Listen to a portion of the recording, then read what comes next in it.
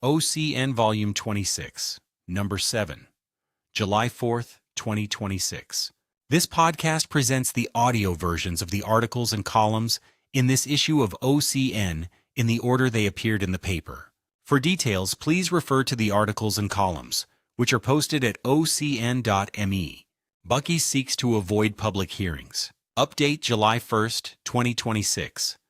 The Executive Director of El Paso County Planning and Community Development has issued a letter in response to Buc-ee's request. The letter is posted at https://epcdevplanrevew.com/public/project details/215125. It reads in part, based on the definitions, historical approvals, and comparative analysis, staff finds it difficult to classify the proposed use. Because it is unclear whether the use meets the LDC definition of a convenience store, staff cannot determine whether it is sufficiently similar to allowed uses within the C1 zoning district to qualify as an allowed use. In short, Buc-ee's did not get the administrative approval it sought. Buc-ee's has 30 days to appeal the decision to the Board of County Commissioners. Alternatively, they could ask for the parcel to be rezoned to a zone district that would allow the proposed travel center. By John Heiser.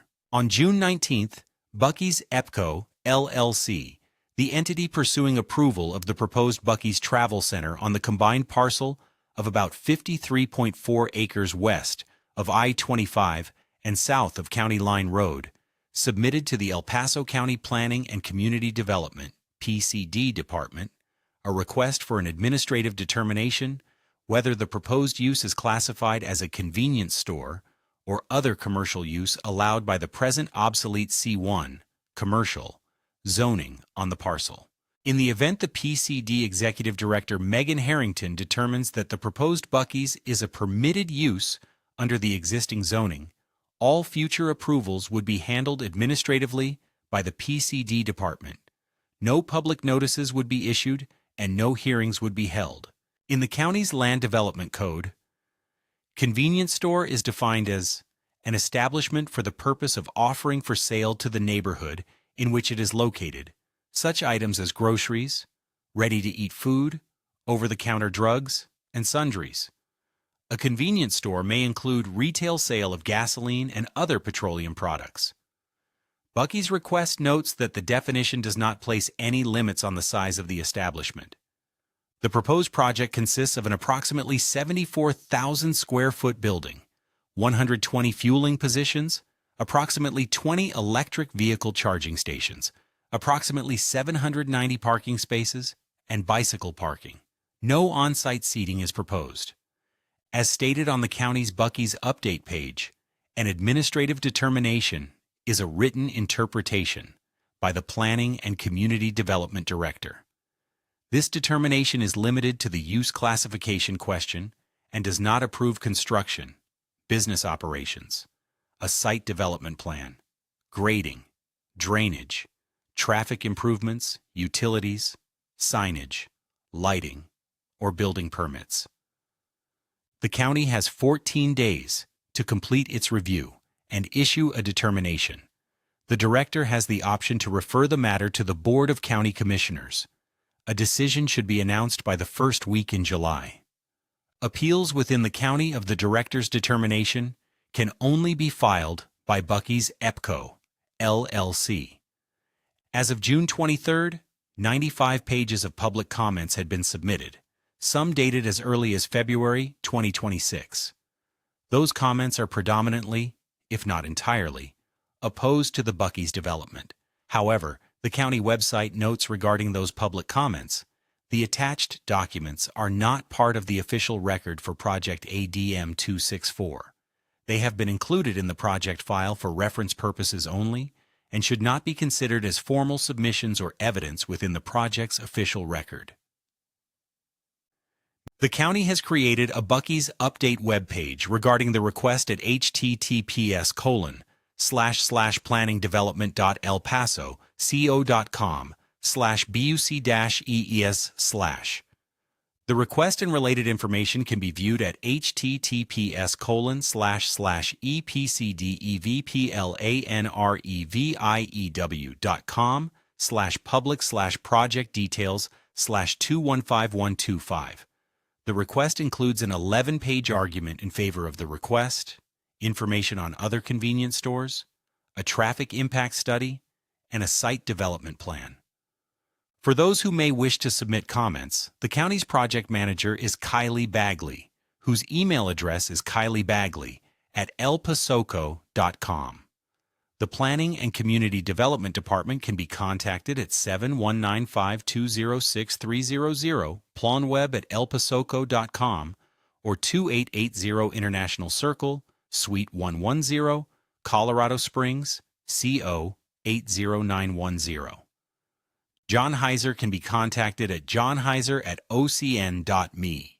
El Paso County Planning Commission, June 18th. MA Subdivisions recommended for denial. By Marlene Brown. At the June 18th El Paso County Planning Commission, EPCPC meeting, 2 agenda items were discussed that pertain to northern El Paso County. Number P261, a map amendment request for MA Subdivision Tract A, located at Highway 83 and Walker Road to rezone to RM12. Residential. Multi-dwelling 12 allows for up to 12 dwelling units per acre. Parcel number 61150110001 is owned by MA Infrastructure LLC. This portion of the parcel rezone request is 7.65 acres.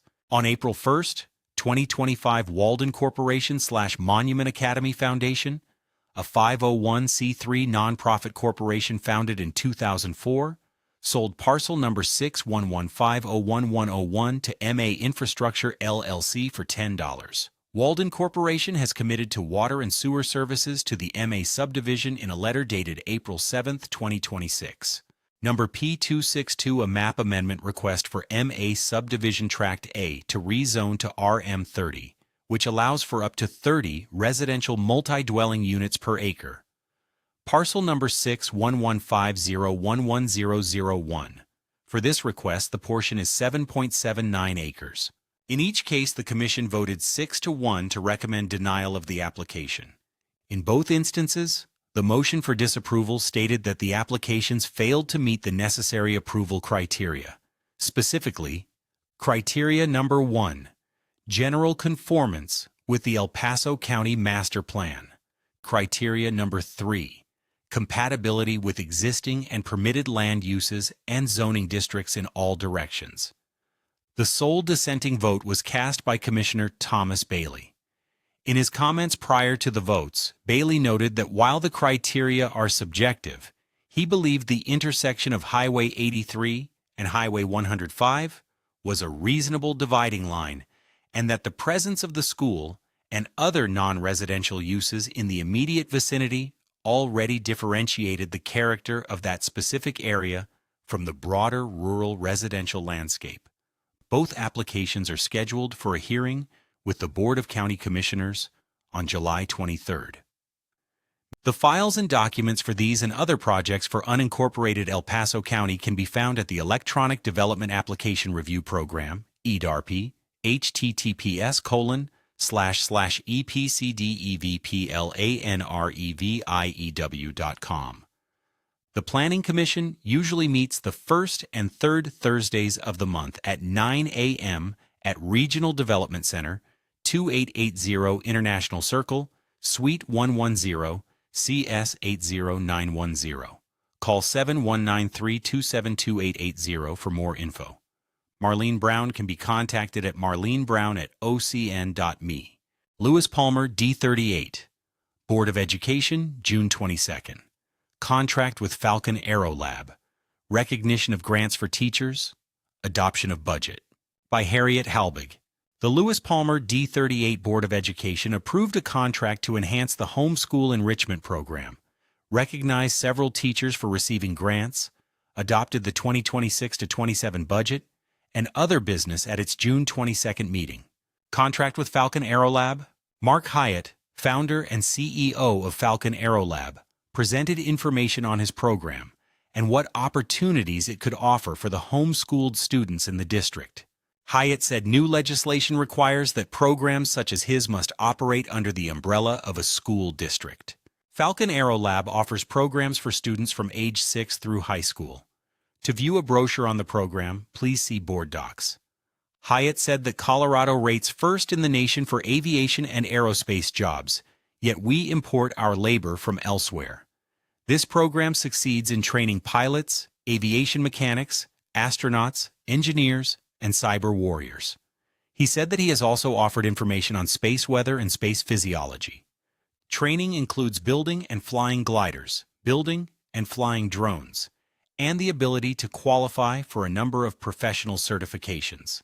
Superintendent Amber Wetstein said that the program will be located at the Methodist Church in Kings Deer and will possibly be part of the curriculum at the Career and Innovation Center in the future. The board voted to approve a contract with Falcon AeroLab. Staff recognition. Stephanie Paulskill, Executive Director of the D38 Education Foundation, introduced the 2026 recipients of advanced grants for educator development for teachers. Applicants were judged by how many students their receipt of a grant would impact. One recipient was an entire math department. Paulskill explained that the foundation originated in the 90s and was paused in the early 2000s. When Paulskill came to the district in 2022, she ensured that the foundation's IRS status was updated and began fundraising. From the Chicago area, Paulskill recognized the need to acquaint the community with what the district is doing and to support teachers while a number of other programs concentrate on supporting students. This year's recipients are Diana Harris of Bear Creek Elementary, Jennifer Rowetter of Prairie Winds Elementary, Mary Bauer of Lewis Palmer Elementary, Alexi Seaborn of Lewis Palmer Middle School, Nathan Stryker of Lewis Palmer Middle School, Stacy Grossman of Ray Kilmer Elementary, Valerie DeLello of Bear Creek Elementary, Melissa Kavanaugh of Lewis Palmer High School. Of these, Bauer, Seaborn, Stryker, and DeLello were in attendance. The grants were to be used for attendance at conferences and training for improvement of teaching practices. 2026-27 budget. Before the regular meeting of the board, Chief Business Officer Brett Ridgway presented an overview of the budget for the upcoming school year, which must be submitted to the state by June 30th. Ridgway discussed the size of the budget and the sources of revenue. The budget has been discussed in detail at the past few board meetings, and his presentation can be seen on board docs on the Board of Education tab of the district website lewispalmer.org. Select a meeting date, view the agenda, and click on the agenda item to display the presentation. Ridgway said the budget was formulated with the assumption that per pupil operating revenue, PPOR, would remain the same at $11,125 per pupil. Enrollment would decline by 164, and the result of the decline in enrollment would be a $2 million reduction in funding for operated schools. Ridgway stressed that Monument Academy accounts for 18% of the district's enrollment, and that the use of their portion of state funding is determined by their board. Ridgway also mentioned that there may potentially be an additional $3 million added through the School Finance Act as a result of legislation. He pointed out that this consideration did not change the formulation of the budget, as it was unknown whether it would be a one-time addition or a recurring one. If a one-time addition, it would be spent on programs or capital investments. If recurring, it could be spent on compensation. The state reevaluates its budget quarterly, so conditions may change in September. Funding for capital improvements will be steady at $2.5 million. As a result of the efforts of the Financial Transparency Committee and the Staff Collaboration Committee, the district has formulated a health care plan, which will result in no increase in cost. Last year, the increase was 16%. There is an expected decrease of 35 staff members due to attrition, and efforts are being made to right-size such elements as supplies and services to save an additional $2.9 million in expenses. This would allow for a 2.03% across the district pay change. Board President Ron Schwartz commented that the decreased number of students is nationwide, and as a result, the district must compete for the number of students available. He asked Ridgway how this affects our success. Ridgway responded that some local districts have a larger amount to spend per pupil due to mill levy overrides. District 38's mill levy override contributes a constant amount of $4 million per year. No public comments or questions were submitted. Priority 2, Update, Spring Assessment Results. Executive Director of Education Services, Alicia Welch, and members of her team discussed the results of spring assessments and steps being taken to strengthen results.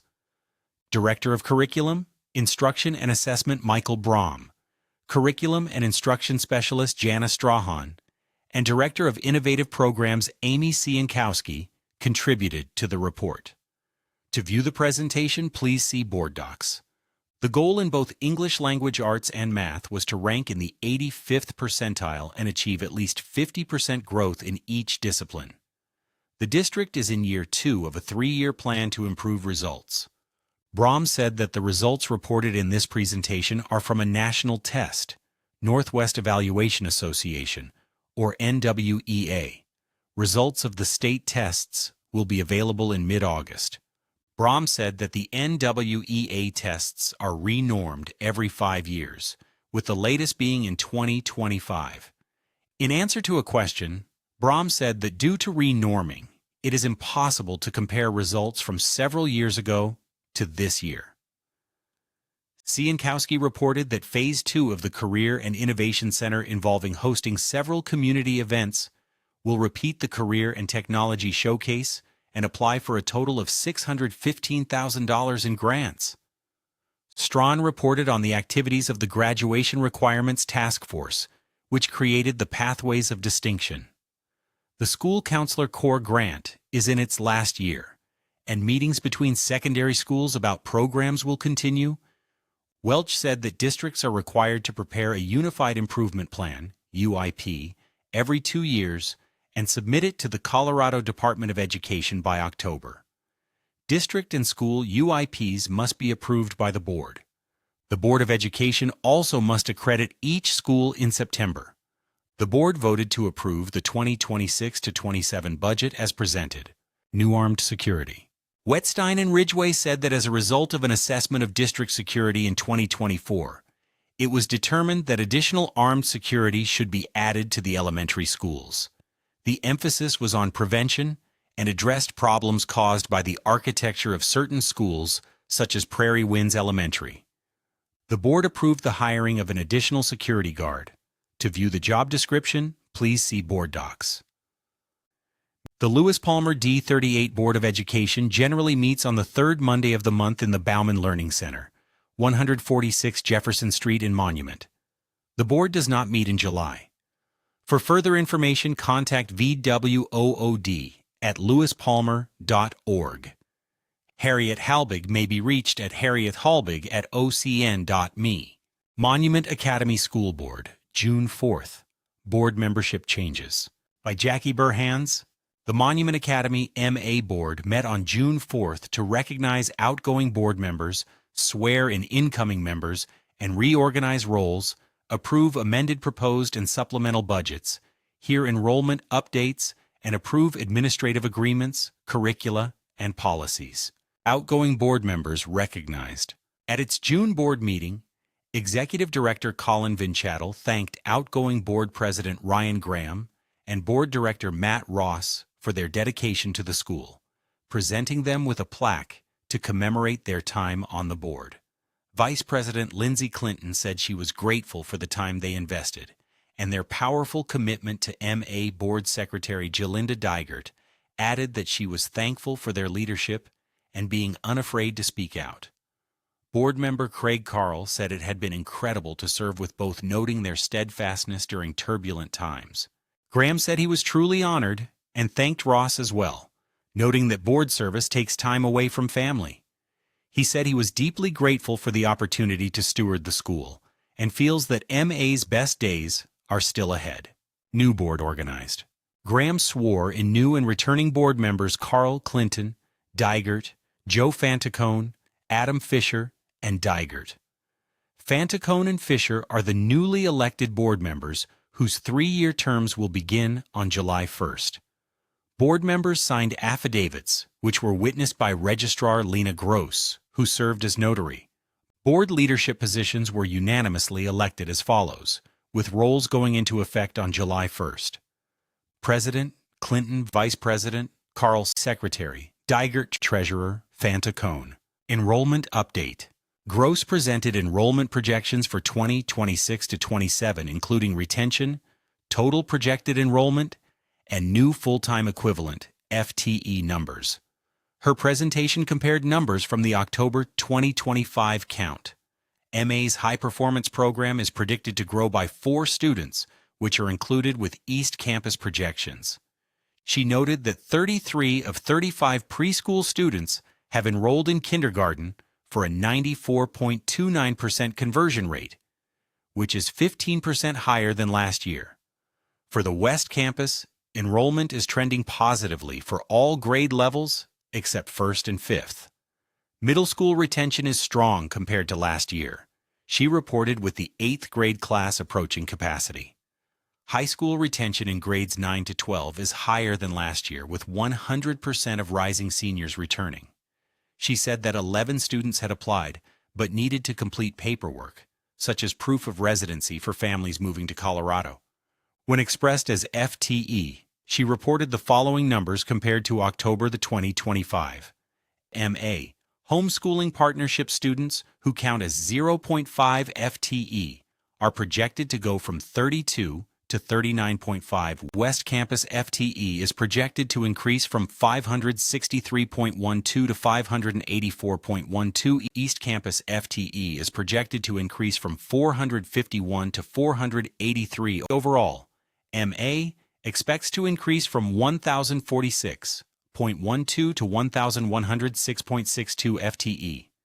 Carley and Digert expressed thanks for all the hard work. Gross said it was a team effort. Adjustments to budgets.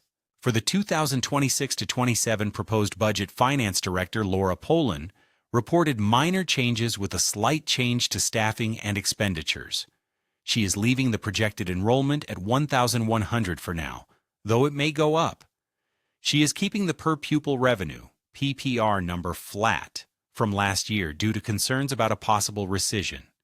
She noted that Chief Financial Officer Glenn Gustafson said that there are some changes coming at the state level regarding charter schools and PPR as the state implements changes to the school funding formula. The board unanimously approved the amended proposed annual budget, use of beginning fund balance, and interfund borrowing resolution.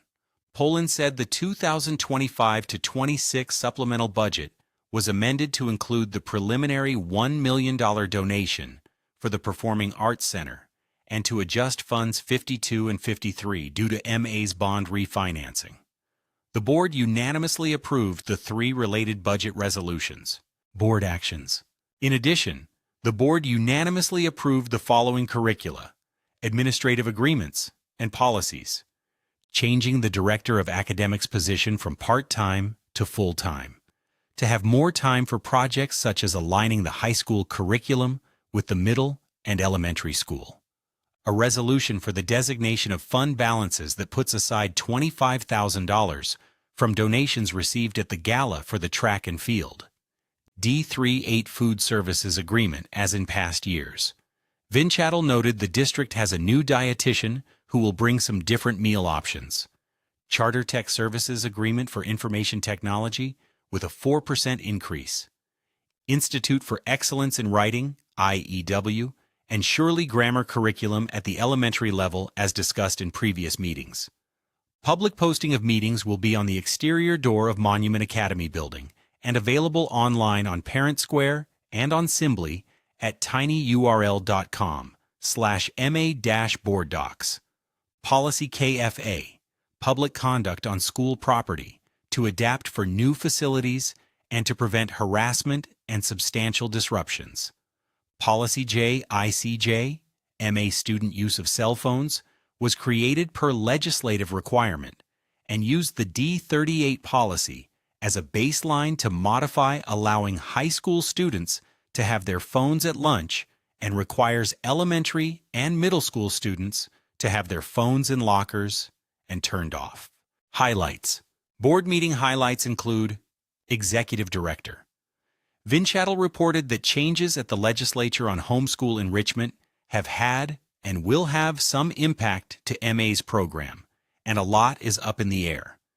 He noted that there was a lot of dirt being moved and progress being made on the new track and field. The MA team met with Inkima, the school's marketing firm, to create a calendar of events for proactive marketing. Finance Director. Poland dialed in to preset the April financials, which represent 83.3% of the budget year. To date, West Campus revenues were $6.5 million, 83.2%. Expenses were $5.7 million, 76%, with a net income of $810,500. Middle school revenues were $3.9 million. Expenses were $4.3 million, with a new loss of $298,600. High school revenues were $1.2 million. Expenses were $3.9 million for a net loss of $1.2 million. She noted that was skewed by spending on the track and field, which would be reimbursed by the refinancing. Net loss for all three schools was $733,000. Poland reviewed beginning and ending fund balances. Curriculum East. Clinton said the committee had met the previous week, talking through the high school curriculum, and said they would schedule a virtual special meeting on June 15th to move forward to parental review. Finance. Carly said he felt confident in MA's direction as it refinances bonds, and enrollment continues to grow through word of mouth and marketing. He said he did not know of other schools in the area seeing similar growth. The MA School Board meets at 6:30 p.m. on the second Thursday of each month. The next regular board meeting will be on July 15th at 6:30 p.m. at the East Campus. The agenda and packet are available at tinyurl.com/ma-board-docs. Jackie Burhans can be reached at jackieburhans@ocn.me. Woodmoor Improvement Association, June 24th. Enhanced Fireworks Patrols. $5,000 fine. By Jackie Burhans. The Woodmoor Improvement Association, WIA, board met on June 24th to discuss the increasing Woodmoor Public Safety, WPS, patrols for the fireworks season, report on the wood chipping event, and discuss residents' concerns about an approved house color. Enhanced patrols for fireworks. Public Safety Director Brad Gleason reported that conditions are ripe for a fire, and noted that WPS takes the unauthorized use of fireworks in Woodmoor very seriously. Fireworks are not allowed at any time in Woodmoor. He clarified that anything that has to be ignited is considered a firework and will be subject to a $5,000 fine. President Brian Bush said the board had authorized additional WPS patrols and personnel for July 4th, saying that, as dry as it is, this would be a terrible time to violate fire laws. First chipping day success. Forestry Director Jason Hand said the first chipping day was amazing, processing 400 loads, even though it was Father's Day. He said the new location and setup were good, staff did an amazing job, and 6 dump trucks full of material were hauled away.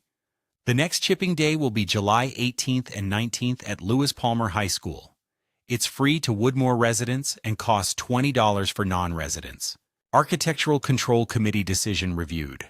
Bush told the board that residents had questioned the approval of a house painted in a purple shade, but he did not want the board to interfere with the ACC process. He noted that the application included a color code, and the ACC administrator confirmed the swatch matched the house and appeared to be an acceptable shade of gray. However, from the street, the house appears to have a purplish hue. Bush suggested requiring applicants to propose a new color to provide examples of other homes using that color before approval. Architectural Control Director Ed Miller said the ACC follows a similar approach for new roofing materials by requesting to see them on an existing home when possible. He added that the ACC could also grant a one-time approval and later decide not to allow the color going forward. Director highlights, Vice President. Bush reported for Peter Bill that WIA had received an email about changing the rules and regulations around dogs and leashes in common areas. Bush sent the resident the rules and regulations, which say that this is covered by El Paso County animal control laws, which are enforced by the county. He urged the resident to contact the county with suggestions. Treasurer. Pete Giusti reported that the wood chipping event brought in record donations, with only 3 complaints. Bush added that income from construction fees, barn rentals, and vacation checks were down, but expenses were also down, so WIA is in good shape. He suggested that the money be used to mitigate prairie dogs in the South Preserve Common area. HOA Administrator Denise Cagliaro reported filing liens on 74 properties with unpaid dues, which adds to the existing 64 properties with liens. She also noted that House Bill 26-1342, negligently luring bears, provided for up to $5,000 in state fine for residents who place food or edible waste in the open.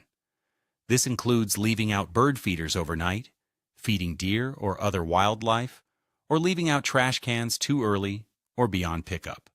Covenants. Director Jennifer Davis reported that May had 29 covenant-related items resulting in 2 violations for a barking dog and camper parking. There were 13 HOA checks and 1 covenant hearing in June. There is 1 covenant hearing tentatively scheduled for July 16th. Davis expressed concern about a local utility company driving over the grass in open spaces, noting that catalytic converters might spark a grass fire. Bush said that WPS and any board member who sees something like this should take a photo, so WIA could take action. Public safety. Gleason reported that a new officer, Reese Allen, has been here for a month and is doing a good job. Bush invited Gleason to introduce Allen to the board. Architectural control. Miller reported 34 project submissions in May, 26 of which were approved administratively. 8 projects were approved by the Architectural Control Committee, ACC. There have been 160 projects submitted year to date, which is a 16.7% decrease from 2025, with a 98.1% approval rate. Forestry. Han said it was great to hear that WIA's message on mitigating is getting heard. He reported that Forestry Administrator Kelsey Spencer had gone out on 5 Firewise/Forestry Health visits last month, had 3 more pending. 4 grant applications are in the pipeline. Han said WIA was sending out letters on improper cords/stacks of wood, dead trees, and tall grass. Miller noted that firewood should not be stacked between trees and it could cause soil compaction damage. Common areas. Cagliaro reported in lieu of Director Steve Cutler that sprinklers had been turned on and flowers planted, and now the focus was on keeping the deer from eating the flowers. WIA has solicited bids for prairie dog mitigation in the South Preserve that is anticipated to happen in July, she said. President. Bush reported that he had been contacted by Kathy Wilcox on behalf of D38 to ask if WIA would like to be listed as also insured on the district's policy for the Safe Routes to School Trail, SRTS. Since WIA will be responsible for maintaining a portion of the trail, he agreed it should be included. He said the district's request for proposal for SRTS is nearly approved and will be listed for 3 weeks, and the district has an intergovernmental agreement in place with Woodmoor Water and Sanitation District on fencing and use of the trail and bridge over the Woodmoor Lake Dam. The WIA Board of Directors usually meets at 7 p.m. on the 4th Wednesday of each month in the barn at 1691 Woodmoor Drive Monument. The next meeting will be on July 22nd. The WIA calendar can be found at www.woodmoor.org/events/. Once approved and posted, the WIA board meeting minutes can be found at www.woodmoor.org/board-of-directors/. Jackie Burhans can be reached at jackieburhans@ocn.me. Monument Town Council meetings, June 1st and 15th. Use tax for November ballot. Water tank site rezoned. Crack seal machine purchased. Police officers sworn in and promoted. By Marlene Brown. At the Monument Town Council regular meeting June 1st, Mayor Mitch LaKind presented a proclamation from the Pikes Peak Mayor's Caucus. LaKind read the proclamation on combating human trafficking and stated that the town is committed to raising awareness, enhancing education, and providing resources to support survivors. This initiative reflects the council's dedication to working with community and social organizations to identify and respond to potential trafficking. Rodeo and Range Riders. Representatives from the 86th Pikes Peak or Bust Rodeo and Pikes Peak Range Riders attended the meeting to promote their 78th ride. They presented an invitation to the Western Street Breakfast scheduled for June 17th. They also promoted the upcoming National Finals Rodeo, NFR, open at the Pikes Peak or Bust Rodeo, set for July 14th to 18th, encouraging community participation in these cultural events. The mayor mentioned he would be at the street breakfast at 5 a.m. on the 17th. User fee study? Next, Finance Director Jennifer Phillips presented preliminary findings from a user fee study aimed at identifying the cost of town services. The data from the study provides the council with the necessary information to make decisions regarding setting the appropriate amount for fees and discuss the potential need to increase fees for services such as planning permits and business licenses. The study is part of ongoing efforts to maintain fiscal responsibility and give staff direction in setting fees. Employee Satisfaction Survey. HR Manager Emily Trujillo reviewed the results of the March 2026 Employee Satisfaction Survey. The survey showed an improved Employee Net Promoter Score of 13, indicating positive employee sentiment. Feedback highlighted strengths in employee care and a collaborative work environment, while also identifying areas for improvement, particularly in communication and organizational stability. Water tank rezone. The council approved Ordinance Number 14-2026, which rezoned the Beacon Light Road water tank site to a Public P designation. This aligns the site's zoning with its long-standing use as a municipal utility facility, ensuring regulatory consistency. Financial concerns. In financial matters, the council adopted Resolution Number 37-2026 to amend the 2026 budget to the restated 2026 budget. This amendment accounted for the previous year, along with adjustments such as furloughed employees and cuts in salaries, higher than expected interest earnings, and an increase in sales tax collections. These financial developments contribute to the town's improved fiscal position. Despite these gains, staff presented a 5-year financial forecast indicating that long-term sustainability remains a challenge. The forecast emphasized the need for continued focus on revenue generation and expense management to maintain financial health.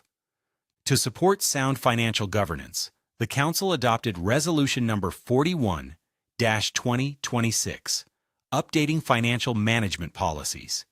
It introduced an inventory policy for town assets, a water leak adjustment policy, and an automatic clearinghouse (ACH) fraud monitoring policy, enhancing the town's financial controls and risk management. Update to Water Master Plan. The council also approved Resolution Number 39-2026 to contract Moore Engineering for an update to the town's 2014 Water Master Plan. This update will help the town plan for future growth and infrastructure needs based on current build-out conditions. Update to Water System Design Standards. Finally, Resolution Number 40-2026 was approved to engage IMEG to update the town's water system design standards. These standards had not been comprehensively revised since 2007, and the update will ensure compliance with the latest industry regulations, supporting the town's infrastructure resilience. The council then moved into executive session. June 15th meeting. The meeting opened with an item on the consent agenda with approval of a $56,538 purchase of a Crack Pro TR 125 crack seal machine. This investment is intended to bring street maintenance in-house and save on the significant costs of contracted services. They will receive the machine in about 30 days, which will still give them time in the summer season to begin working on the streets. Trespassing and vandalism complaint. During public comment, resident Jaden Anderson raised concerns about trespassing and vandalism on agricultural land adjacent to the Forest Lakes development. He described repeated incidents involving mountain bikers, cutting fences and damaging trees, urging the town and law enforcement to address the ongoing property rights issues. Council members pointed out that Forest Lakes is not in the town of Monument and it is not their jurisdiction. Residents would need to contact the county sheriff's department. Police officers Brown and Cordova sworn in. Teeples promoted to sergeant. The council then turned to other public safety matters. Police Chief Patrick Reagan administered oaths of office to new police officers Cameron Brown and Brandon Cordova, and recognized the promotion of Officer Josh Teeples to sergeant. User fee and infrastructure survey. A major portion of the meeting focused on fiscal policy, beginning with a presentation from Magellan Strategies on voter attitudes toward a proposed 1.5% use tax. Initial support measured only 39%, but the survey showed a dramatic increase to 64% once respondents learned that all revenue would be restricted to road and infrastructure improvements. The survey also highlighted strong public backing for widening Jackson Creek Parkway from Higbee Road to Fat Tire Drive, identified as a top priority project that significantly boosts voter willingness to support the tax measure. User fee ballot measure. Following discussion, the council reached consensus to direct staff to prepare ballot language for placing the 1.5% use tax on the November ballot. Several members emphasized that developers should pay their fair share, framing the measure as a tool to offset growth-related infrastructure impacts. The Home Act. The council next received a detailed briefing on the newly enacted Home Act, HB 26-1001, which requires municipalities to adopt an administrative staff-level approval process for qualifying affordable housing projects. Beginning December 31, 2027, under the Home Act, local government could not reject the construction of an affordable housing development on qualifying property. A qualifying property is no more than 5 acres of land and is owned by a school district, state college and university, a housing authority, or a nonprofit organization with a demonstrated history providing affordable housing. The project could not be denied due to height restrictions of 38 feet or 3 stories unless the property was already under zoning regulations of the local government. See leg.colorado.gov/bills/HB 26-1001 for more details. Council members expressed opposition, seeing the law as an overreach that undermines local zoning authority and bypasses hearings. Data center concerns. Planning staff then presented an initial report on data centers, highlighting their extraordinary demands on electricity and water, sometimes equivalent to thousands of homes and hundreds of thousands of gallons per day. Data centers house servers and infrastructure that processes, stores, and transmits digital information. Facilities are typically large, operate 24/7, and rely on extensive mechanical and electrical systems with a low number of on-site employees. Concerns were raised about noise, heat, and the strain on Monument's limited water resources. Monument Land Development Code does not currently define data centers or establish specific standards related to noise, building mass, or utility impacts. In response,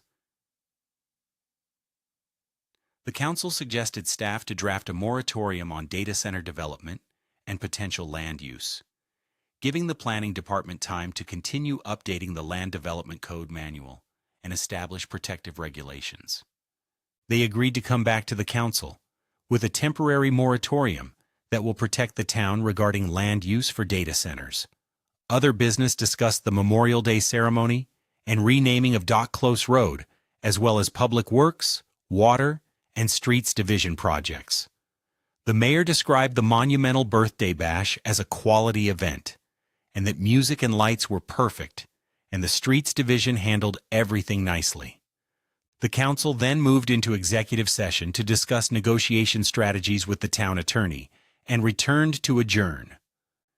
Regular meetings are typically held on the first and third Mondays of each month at 6:30 p.m. at the Town Hall, located at 645 Beacon Light Road, Monument. If the meeting falls on a holiday, it will be held the following Tuesday. See townofmonument.org for agendas and supporting documents. Marlene Brown can be reached at marlenebrown@ocn.me.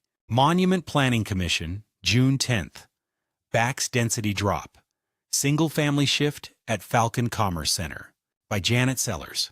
At its June 10th meeting, the Monument Planning Commission evaluated a pivotal shift in the local development landscape, reviewing a concurrent two-part request for the southern end of the Falcon Commerce Center.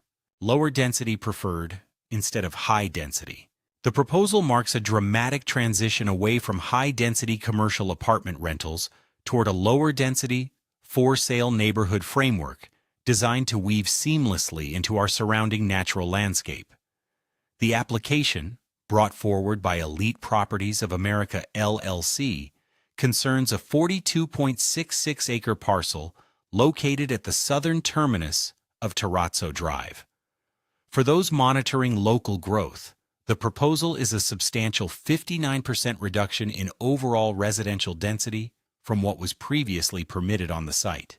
For a long time, Sanitation District, the most visible pieces of the Falcon Commerce Center off Baptist Road, have been the major travel plazas and convenience spots, like the Pilot Travel Center and the Quick Trip.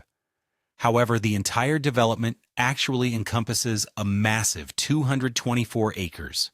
While Phase 1 tucked those high-profile fueling stations and convenience stops right up near the highway and Baptist Road, the rest of the commercial park stretches much further south toward the Air Force Academy and has been quietly filling out with large-scale corporate and industrial infrastructure.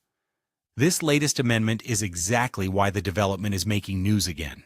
Instead of filling the remaining southern acreage with more commercial or high-density industrial buildings, the developers are shifting gears into building a quiet, single-family residential pocket tucked away on the edge of the Santa Fe Trail.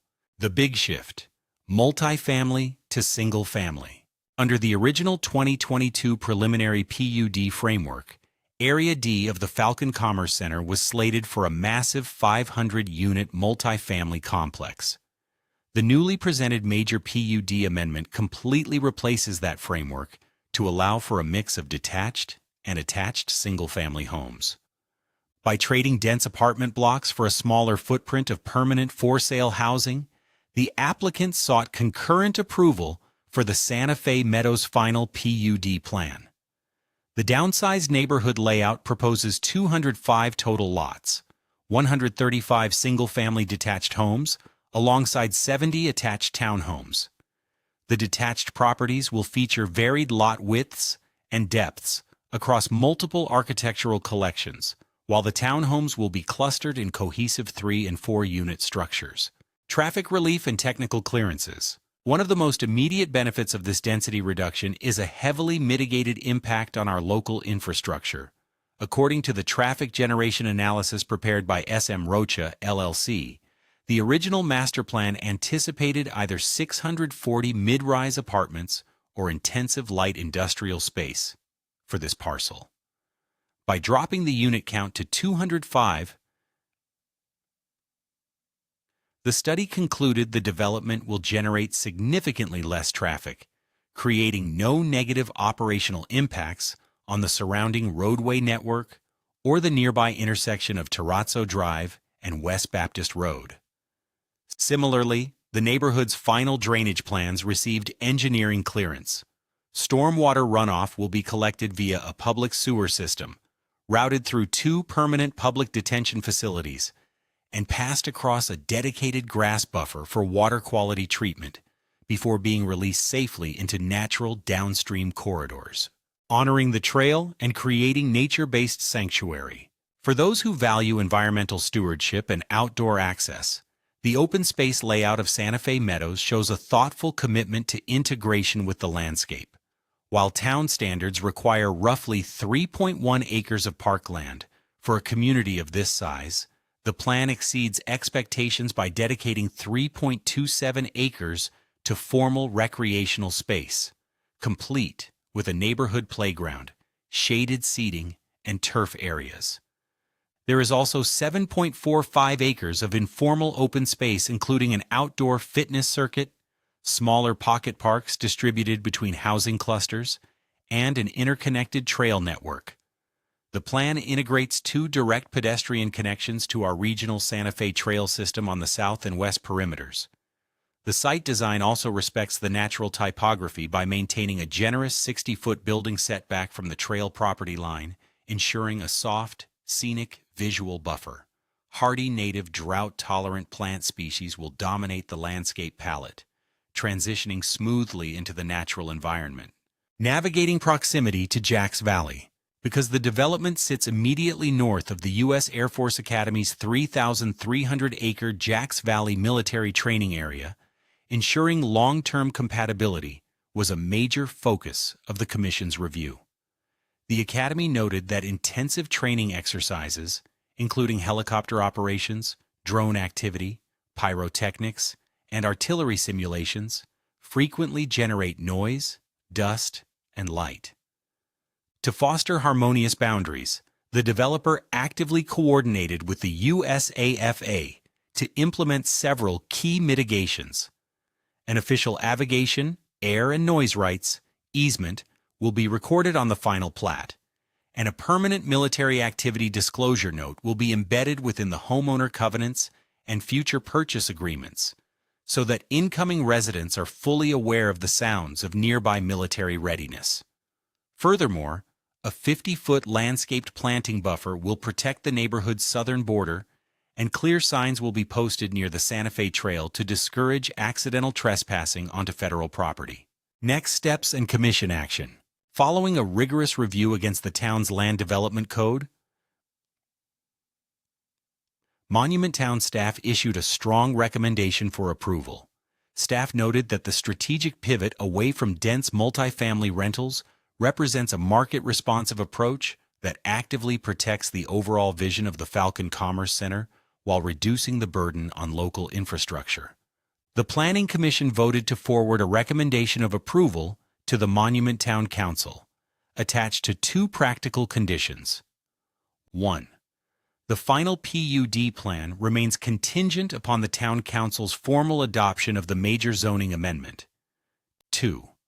The final plat materials must include a localized geotechnical report to safely address shallow groundwater concerns near the neighborhood's proposed detention ponds. The files will now head to the Town Council for a public hearing and ultimate ordinance consideration. The meeting adjourned following approval of the motion to close. The Planning Commission usually meets on the second Wednesday of each month. The next meeting is scheduled for July 8th. For further information on Commission meetings, please visit www.townofmonument.org/263/planning commission-commission-board-of-adjustment or contact 71988488028. A recording with a transcript of each meeting is also available. Janet Sellers can be reached at janetsellers@ocn.me. Palmer Lake Board of Trustees meetings, June 11th and June 25th. Palmer Lake Trustees tackle legal turmoil, infrastructure priorities, and internal tensions. By Douglas Schoback. June 11th meeting. The Palmer Lake Board of Trustees spent much of its June 11th meeting navigating legal issues, infrastructure concerns, and appointments to town boards, with several contentious discussions reflecting the challenges currently facing the town. The meeting began with trustees entering executive session to receive legal advice. Trustee Roger Mosley recused himself from the session because he is a plaintiff in active litigation against the town. Following the executive session, trustees questioned 2 invoices totaling over $64,000 for 2 months of service submitted by the town's former legal firm, JVAMP LLC. Board members raised concerns over discrepancies between the firm's original proposal and the final contract, particularly changes to payment terms and interest charges. Rather than approving payment, trustees unanimously agreed to postpone action until they could conduct a detailed, in-person review of the invoices. Police Chief Glenn Smith updated the board on public safety operations, including the outfitting of a new patrol vehicle and plans to surplus an older Tahoe. Smith also reported that Palmer Lake held its first municipal court session in June, with code enforcement cases resulting in fines and reinforcing accountability for ordinance violations. Trustees also received an update on the search for a permanent town administrator. 27 applicants applied for the position, and board members were instructed to sign confidentiality agreements before reviewing candidate questionnaires and recorded interviews. Water infrastructure emerged as another priority.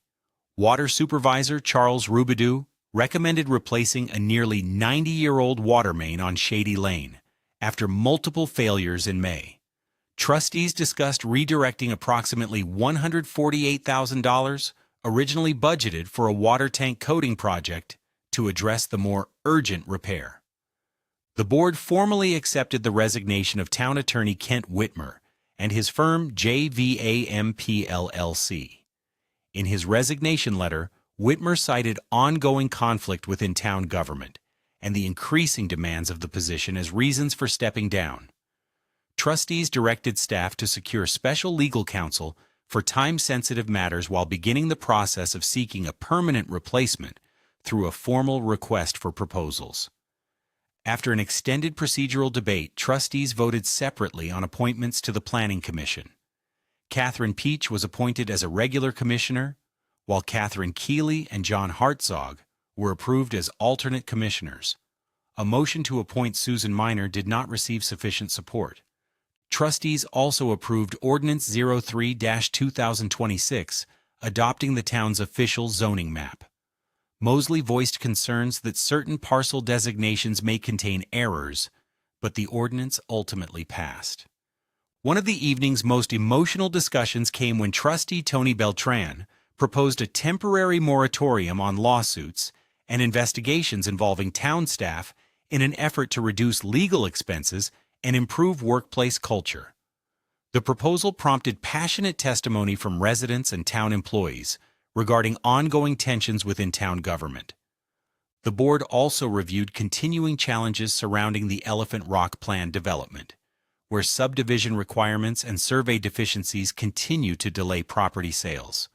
Trustees concluded the meeting by directing staff to pursue additional discussions with the Monument Fire District regarding a potential partnership or future merger to address Palmer Lake's long-term fire protection needs.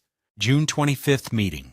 At the June 25th meeting, trustees balanced recognition of community service with several significant governance decisions addressing legal matters, public safety, planning issues, and administrative policies. The meeting opened with trustees entering executive session to discuss personnel matters related to the recruitment of a permanent town administrator. The closed session focused on evaluating candidates in partnership with the executive search firm SGR. Following the executive session, the board honored members of the Palmer Lake Fire Department for their response to a residential fire in the Pioneer Haven neighborhood on May 31st. Lieutenant Eistrick, Driver Engineer John, Joe, Schubert, and EMT Lee received certificates recognizing their professionalism and quick action during the emergency. Trustees also recognized longtime resident and local business owner Dino Salvatore and his family for their ongoing financial support of the community. The board praised the family's contributions to the Palmer Lake Fire Department Association, 4th of July celebrations, and other local initiatives that have benefited residents over many years. Smith reported that traffic enforcement efforts have increased with the deployment of a speed trailer throughout town. Smith also provided an update on the proposed Ben Lomond Mountain Village development, which currently includes plans for 72 homes and 2 church lots. Town Clerk Erica Romero announced the launch of a redesigned municipal website, intended to make town services and information more accessible to residents. During trustee comments, Mosley raised concerns over anonymous emails submitted through the town's online contact portal, describing some of the messages as threatening. The discussion expanded to include website security, anonymous public comment, and First Amendment considerations. The board unanimously voted to continue Palmer Lake's participation in the El Paso County Urban County Community Development Block Grant Program for the 2027 to 2029 funding cycle. Trustees noted the town has received approximately $77,000 through the program since joining. Trustees also approved Resolution 27-2026, appointing Catherine Keeley as a regular commissioner to fill a vacant seat on the Planning Commission through January 2027. One of the evening's most debated items involved payment of outstanding legal invoices submitted by former town attorney JVAMP LLC. Trustees Mosley and 8S Jerka questioned redactions contained in the invoices and argued additional transparency was needed before payment.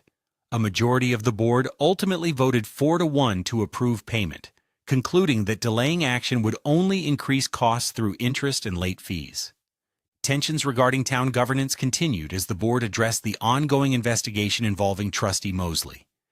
In a 3-1 vote, with Mosley recused, the board authorized Interim Administrator Smith to hire the firm Lyons Gaddis as special counsel to define the formal process for the investigation.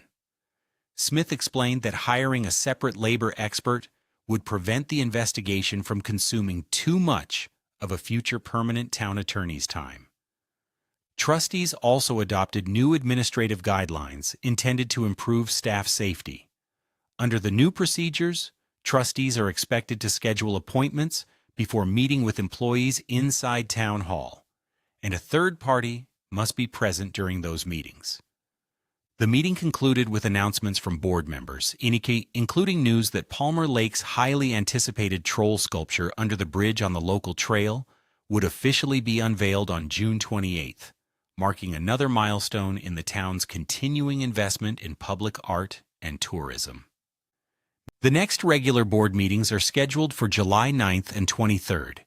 See the town's website at www.townofpalmerlake.com to confirm times and dates of board meetings and workshops. Meetings are typically held on the second and fourth Thursdays of the month at the Town Hall. Information: 719-481-2953. Douglas Schoback can be reached at douglasschoback@ocn.me. Palmer Lake Citizens Briefing, June 22nd. Two Palmer Lake trustees give their perspectives. By James Howell and Jackie Burhans. About 30 people attended a meeting organized by Palmer Lake trustees 8S Jerka and Roger Mosley at the Woodmoor Barn, at which Jerka gave a summary of the turmoil the town has experienced in the last year, and Mosley discussed the lawsuits he and his wife Martha Brodzik have filed against the town of Palmer Lake, and the charges of harassment and stalking that have been made against him. How did we get here? In his opening remarks addressing the town's current level of overwhelming dysfunction, Jerka quickly ran through events that took place in the last year. Town Administrator Don Collins resigned. Police Chief Glenn Smith took on the additional role of Town Administrator on an interim basis. Mayor Glant Havenar resigned when her text messages regarding her constituents and the town's trustees were revealed. The proposed Buc-ee's Travel Center created division among the town's residents. Palmer Lake trustees Shayna Ball and Kevin Dreyer were recalled. Trustee Dennis Stern avoided recall when he was appointed mayor in Havenar's place. 3 more trustees, Mike Boyette, Tim Caves, and Amy Hudson, resigned. The town lost 3 attorneys, the last of whom represented the town for just 2 months. Jerka said the town's staff works for the town administrator. The staff implements policies made by the Board of Trustees. Jerka denied that the town is going broke, but acknowledged that there were financial concerns. 7 years after taking ownership of the Elephant Rock property, the town is finally getting something done with a piece of it, Jerka said, adding real estate company KCRE is trying to sell part of the property. He said consolidating the Palmer Lake Fire Department with the Monument Fire Protection District was being discussed, raising questions about whether the town would lose its fire station, about the future of the Palmer Lake Star, and about a possible increase in property taxes. High turnover on the Board of Trustees and the staff made land use and development issues difficult to manage, Jurka said. Jurka commented on the town's legal representation, which at present includes labor attorney Liza Getches, law firm Dietz and Davis, and the town's insurer, the Colorado Intergovernmental Risk-Sharing Agency. Jurka said he wanted the town represented by a single lawyer. He noted there were 27 applicants for the job of town administrator, a role Smith is currently filling along with his job as chief of police. Jurka said he had contacted the Colorado Attorney General and the El Paso County District Attorney to discuss possibly criminal behavior on the part of the town staff, for example, unauthorized spending by town staff on legal counsel. Mosley gives his perspective. Mosley began his remarks by recounting the experience his wife, Martha Brodzik, had on the town's planning commission, to which she was appointed in 2022. Brodzik believed other commissioners were breaking the law, Mosley said, and she resigned. Convinced that the town had governance failures and that the general fund and the water enterprise were improperly commingled, Mosley and Brodzik began submitting Colorado Open Records Act, CORA, requests to investigate, leading to heated exchanges with the town staff and tension with then-Mayor Bill Bass. In a printed statement Mosley distributed at the meeting, he wrote his and Brodzik's examination of town records led them to sue the town, alleging $750,000 in American Rescue Plan Act funds earmarked for capital projects were in fact spent improperly on operations and maintenance. He noted that in 2023, the town's financial clerk, the town's accounting firm, and the town's auditor quit. The statement also alleges $1 million the town received through the Fixing America's Surface Transportation Act, which was spent to redesign and rebuild the streets and curbs adjacent to Palmer Lake Elementary School, was misused because the work was in fact a water project. Mosley claimed matching funds for grants were incorrectly taken from the general fund instead of the Water Enterprise Fund. Following his delving into the town's financial records, Mosley accused Collins of failing to keep the water fund a separate business entity. He demanded that she be dismissed. At the meeting, Mosley distributed a letter from Smith stating there was sufficient evidence to substantiate staff allegations that Mosley behaved in an intimidated and aggressive manner and had photographed employee vehicles and license plates, creating the impression he was stalking town staff. The letter found a prima facie case that Mosley created a hostile work environment based on sex or gender. In his defense, Mosley argued that staff and Mayor Bass resented his challenges to their performance of their duties. He said he raised his voice, but not to intimidate. He faulted Collins for being too guarded in the information she gave to the board and for misrepresenting the positions of some town staff. He accused Smith of doing the same thing. He said others were responsible for the hostile workplace. Mosley said several times in the meeting that he had never seen the complaints against him. He filed a CORA request asking for the complaints, but Town Clerk Erica Romero refused to provide them. This led to an additional lawsuit demanding the town document the complaints against him. Mosley mentioned in passing a third lawsuit he has filed questioning the legitimacy of Dennis Stern serving as mayor. In his written statement, Mosley said, "When the staff is uncooperative and unreliable, I, having fiduciary responsibilities, get to be a little angry and raise my voice." He said Croblaw and Smith both failed in their duties to the town by not documenting the complaints against him in a way that would have allowed him to address them. He argued that the town can't fire him under its existing code. He said he was rude, but not a harasser, and it would cost the town more than $100,000 to dismiss him.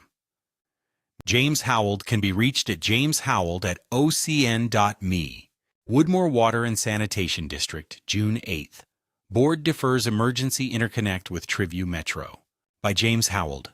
District Manager Jesse Schaffer asked the Woodmoor Water and Sanitation District, WWSD Board, to consider building an emergency interconnect between WWSD and Triview Metropolitan District, TMD, at WWSD's board meeting on June 8th. He discussed a possible snag with the district's purchase of the fire station at on Woodmoor Drive and updated the board on the progress of the loop water reuse project. The board heard financial and operational reports. The meeting ended with an executive session. Emergency interconnect deferred. Schaffer told the board that Jim McGrady, district general manager of TMD, had proposed an emergency interconnect between the two districts be put in place, while the widening of Higbee Road is underway. TMD has a water connection on the south side of Higbee Road, Schaffer said, and a stub could be installed while the road is being widened. Schaffer said WWSD would have to pay for the stub to be installed. Schaffer said the time frame for the decision was very short. There was little time to analyze the issue of pressure differentials between the two systems, and the interconnect might require a pump system to ensure water could flow in both directions. Schaffer said he told Grady he would put the issue to the WWSD board.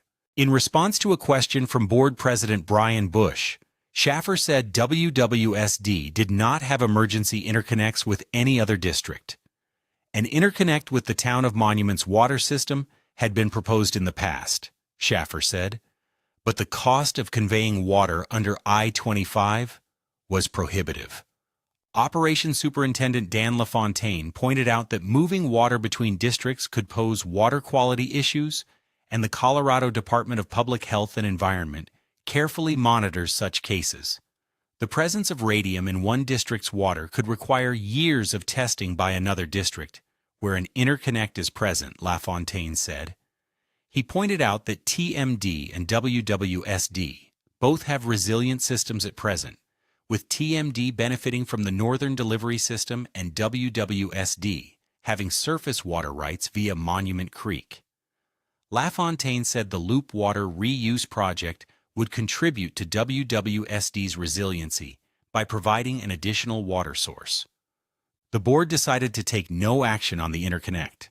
Petroleum tanks complicate purchase. Schaffer said due diligence required by the district's contract to purchase Monument Fire Protection District Station at 1855 Woodmoor Drive, next door to WWSD offices, had shown the structure to be in good shape. The investigation revealed that in the mid-1970s, underground petroleum storage tanks had been installed and then removed in spring of 1988. Further investigation was needed to determine if the tanks had leaked. Schaffer said he expected there would be no issue, but he would keep the board apprised. Loop status. Schaffer introduced Jason Hahn, who was recently hired as the Loop's executive director. Hahn will take over coordination of the Loop's many contractors, Schaffer said, adding the Loop will soon need to develop a public relations campaign to explain its benefits to the public. Schaffer said he expected to have the agreement for the Loop to purchase the Sundance pipeline from the Cherokee Metropolitan District in final form by the end of June. The participating districts will review the agreement, Schaffer said. Schaffer said the design work for the advanced water treatment plant, the pipelines and pumps, and the expansion of the Calhan Reservoir was 30% complete. The Loop Board had decided to use the Construction Manager at Risk (CMAR) methodology for the treatment plant and the pipelines and pumps. CMAR brings the construction company into the design process early, and, in return for having a say in the design, the construction manager agrees to a guaranteed maximum price, thereby taking on some of the risk of any cost overrun. Schaffer said the design work would be 60% complete in January 2027, a major milestone at which point the participants will meet to discuss a clearer estimate of the shared costs of the project. Schaffer said the Loop was attracting interest from large construction companies wanting to be the CMAR contractor. Financial and operational reports. In his financial report, Board Treasurer Dana Franzen reviewed finances through the end of April and said that revenue for that period was at 31% of budget and expenses were at only 18%. He noted net revenue exceeded expenses by $1.2 million. The district had billed for 1.2 million gallons less water in April than at the same point last year. The district's rate increase is providing needed funding to get things done, and the district has cash in the bank for all projects on the books, Franzen said. Operations Superintendent Dan LaFontaine said that as of May 17th, the district was leasing water from the Chilcott Ditch to the Arkansas Groundwater and Reservoir Association, AGRA. In May, 311 acre-feet of water had been sold to AGRA for $47,000, LaFontaine said. LaFontaine said demand for water increased in May. Wells 12, 20, and 21, the district's biggest producers, were out of service, reducing production by 1 million gallons per day. As a result, both of WWSD's water treatment plants have been switched over to surface water from Lake Woodmoor. LaFontaine said the district had plenty of surface water available to meet demand. In her report, District Engineer Sydney Salins said she had completed contract documents required by a traffic roundabout planned for the intersection of Deer Creek Road and Woodmoor Drive. She said the project would be ready for bids later in the week. Salins and Schaffer discussed changes to WWSD water and sewer lines required by the Town of Monuments project to widen the northbound lane of Jackson Creek Parkway from Higbee Road to Highway 105. A water line north of Higbee Road and a sewer line nearby will need to be rerouted.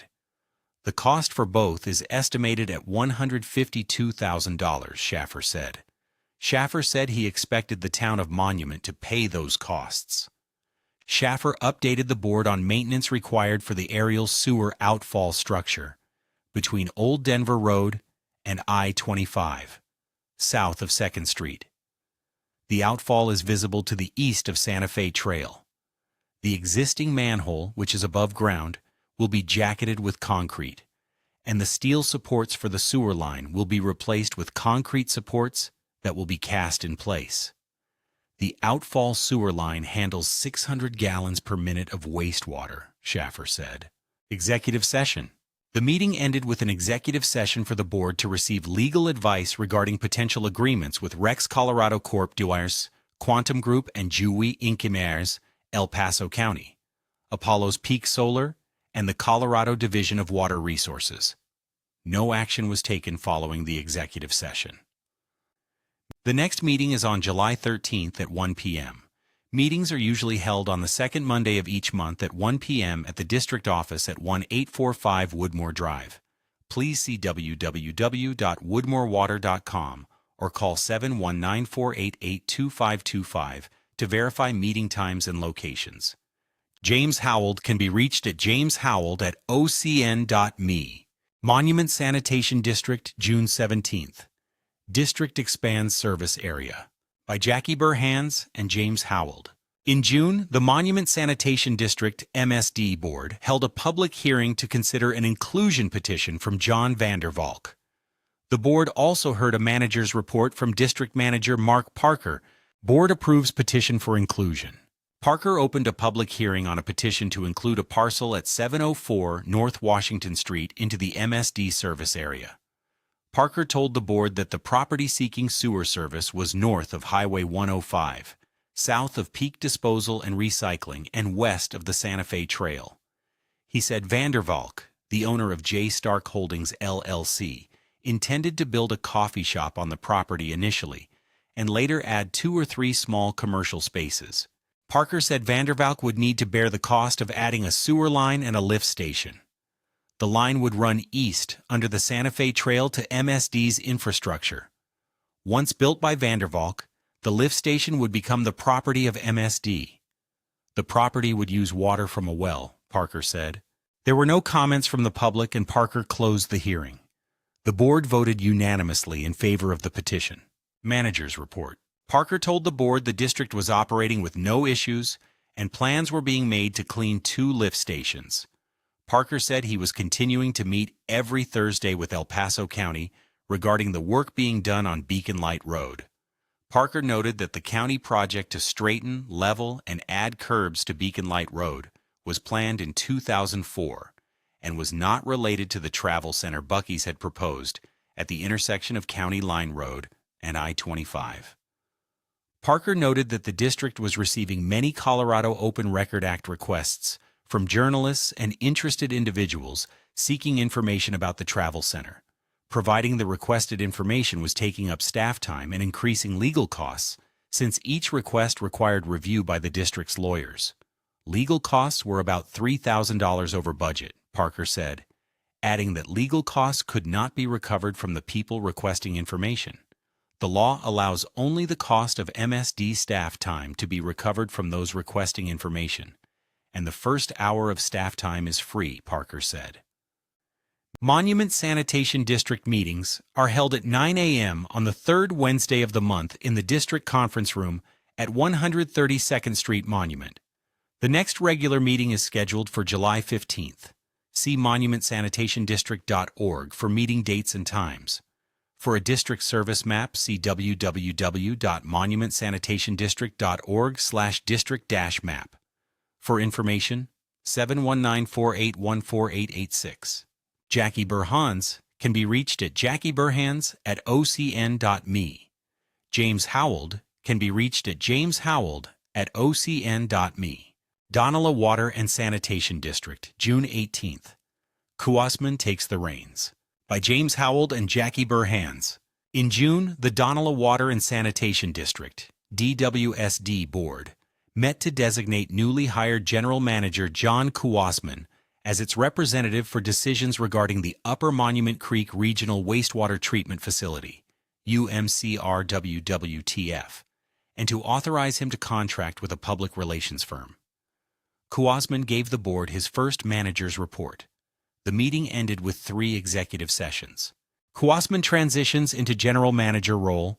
The board voted unanimously in favor of Resolution 2026-4, which gives Kuosman the district's vote in decisions concerning the UMCRWWTF.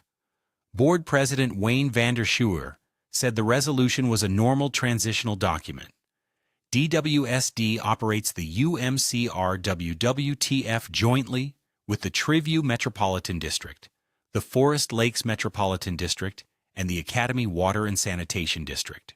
The board also approved Resolution 2026-5, which authorizes Kuosman to procure and contract with a public relations firm that will guide the strategy planning and communications around DWSD's water resiliency program, for an amount not to exceed $85,000.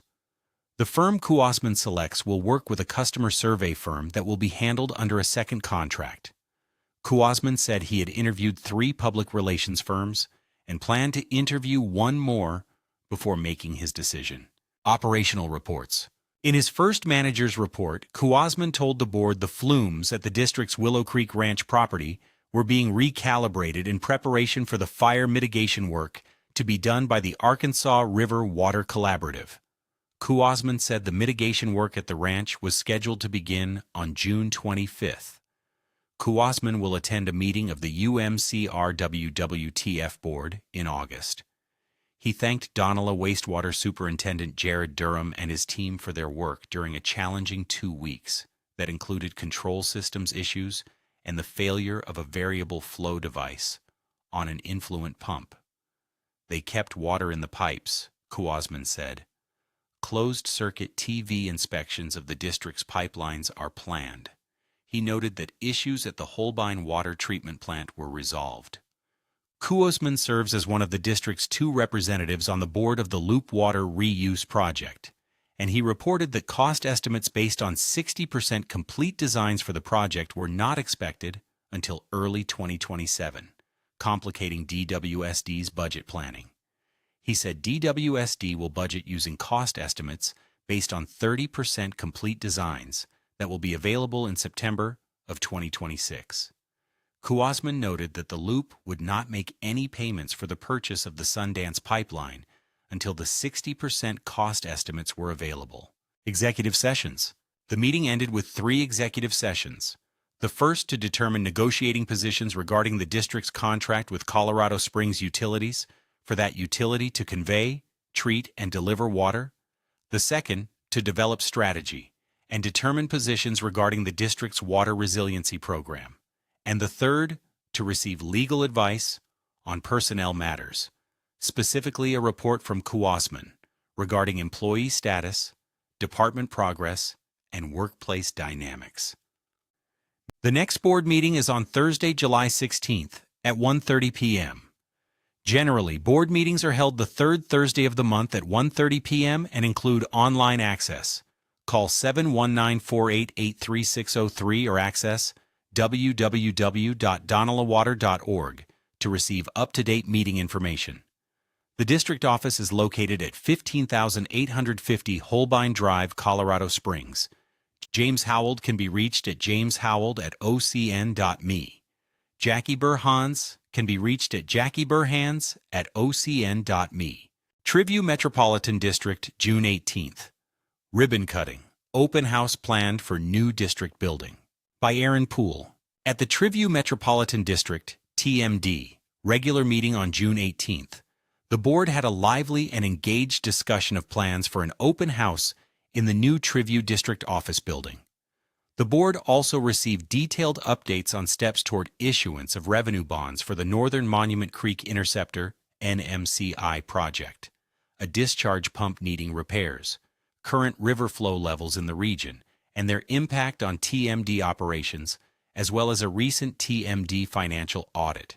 The board also held an executive session on the Colorado Revised Statutes on Intergovernmental Agreements, IGA, with Donala Water and Sanitation to discuss negotiation strategy and to further discuss the purchase, acquisition, transfer, or sale of property. Triview District Office Open House. A ribbon-cutting ceremony followed by an open house is planned for the new TMD District Office, located at 1641 Baja Drive in Monument. The building, which opened in March 2026, is home to utility operations and administrative services. The ribbon-cutting ceremony and open house will be open to the public and aims to not only showcase the new space, but will also provide educational materials. As the TMD team gets settled in the building, final adjustments are being made, including a shift in landscaping plans. Jim McGrady, district manager, reported that the original plan for native grass seed to be put in around the building was discarded because landscaping was started later than planned, and it is not the appropriate time of year for native grass seed due to wind and heat. Instead, sod was installed in late June, which required an adjustment to the irrigation system, completed by Matt Reno, Streets, Parks, and Open Space Superintendent, and his crew. Several mature ponderosa pines were also uprooted, transported, and transplanted in front of the new building from a nearby site where the trees had been slated to be bulldozed. It came at a fraction of the cost of purchasing and planting new trees. McGrady shared that completion of the landscaping is the last step needed to receive the permanent certificate of occupancy for the building. After some discussion, the board decided on an August 14th date for the ribbon cutting and open house. Additional details about the event are available on the Triview website, triviewmetro.com, and will be shared in their upcoming newsletter delivered by email to customers. NMCI revenue bonds. TMD is one step closer to getting revenue bonds issued for the NMCI project. McGrady stated that TMD has received an A+ rating, among the highest achievable ratings, from Standard & Poor's S&P, a national financial data and analytics company. This preliminary step was required because it provides an assessment of TMD's creditworthiness and dictates available interest rates to insure the bonds. Build America Mutual, BAM, has made a commitment to insure the bonds with a cost to TMD of 0.20% of the overall principal, less than what the same company charged to insure the 2020 TMD bonds, highlighting the importance of an excellent S&P rating. Faulty discharge pump. A discharge pump at South Reservoir, which is only about 3 years old, is faulted and requires removal, evaluation, and repair, reported Gary Potter, Utilities Superintendent. The associated pipe is large at 37 inches in diameter and angled down toward the reservoir, so the removal requires careful planning. Potter reported that unfortunately the pump is no longer under warranty, so several local contractors have been contacted to provide a quote of costs for the repair. The pump was originally shipped from the manufacturer in Florida, so finding someone locally to complete the repair could prove tricky. The alternative would be shipping the pump to the manufacturer in Florida for repairs, a potentially costly solution. The cause of the pump fault will be investigated as part of the repair process. Potter reports that the impact of the faulted pump is minimal this year due to low water volume and low water movement out of the South Reservoir. Potter notified the board that he was recently elected chairman of the Transit Loss Model Technical Review Committee. The committee is very important to TMD's administration of water rights on Fountain Creek. Potter's new leadership on the committee is likely to prove very relevant to TMD during his term. A hydrograph from the State Division of Water Resources was shared with the board and showed the bleak reality of current flow condition of the South Arkansas River, affecting available bale water, compared to historical averages.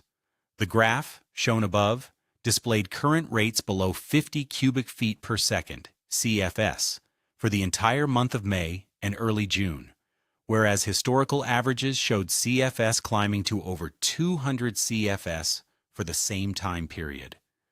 This prompted a discussion by the board of the functionality of TMD's water rights. Potter reports that the Fountain Mutual Irrigation Company, FMIC, direct flow water rights are in priority right now. Excelsior, a 20 cubic feet per second water right, will not come in, unless there is a lot of rain across the entire Arkansas drainage basin. McGrady states that 600 acre-feet of water stored last winter in Big Johnson Reservoir has been exchanged with Arkansas Groundwater and Reservoir Association, AGRA, for water delivered into Pueblo Reservoir Excess Storage Account, demonstrating further functionality of the water rights. TMD Financial Audit. Sarah Lamb, District Administrator, updated that the financial audit of TMD took place June 2nd to 4th, requiring a significant amount of preparation time in May and ongoing support time in June. 5 auditors from Haney & Company conducted the audit and were joined in person at the district office by 2 representatives from TMD's accounting firm, Fromm & Company. A presentation of audit findings by Haney & Company is planned for July. The board moved into executive session at 7:21 p.m.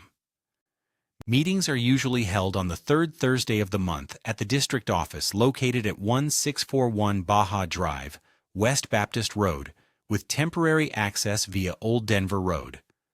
The next regular board meeting is scheduled for July 22nd, moved from the usual 3rd Thursday date at 5:30 p.m.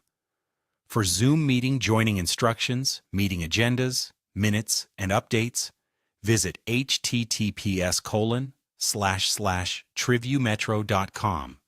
Aaron Poole can be reached at aaronpoole@ocn.me. Letters to our community. Thanks, OCN, for all you do.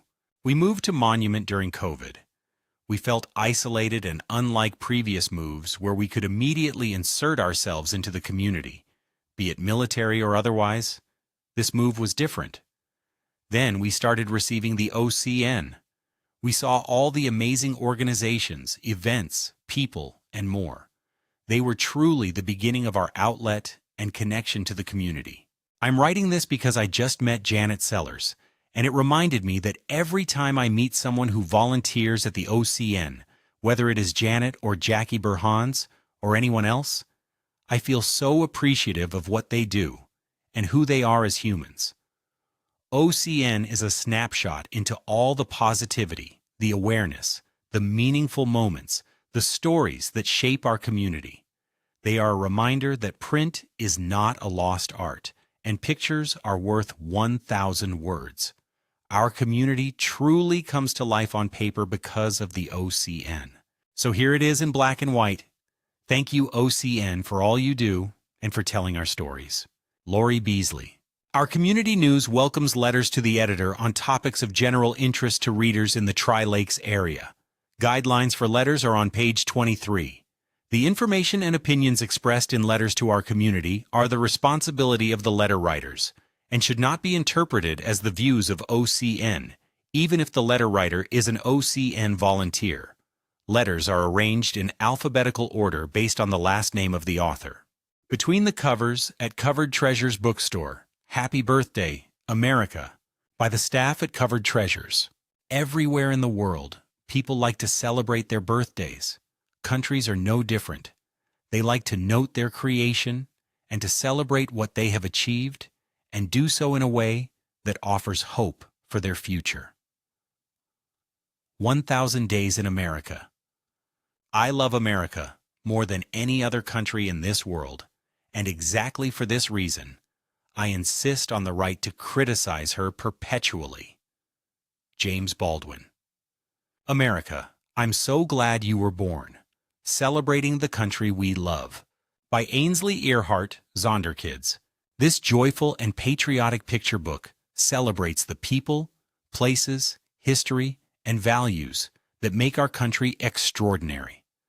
Perfect for children and families, this beautifully illustrated book celebrates America's rich heritage and traditions.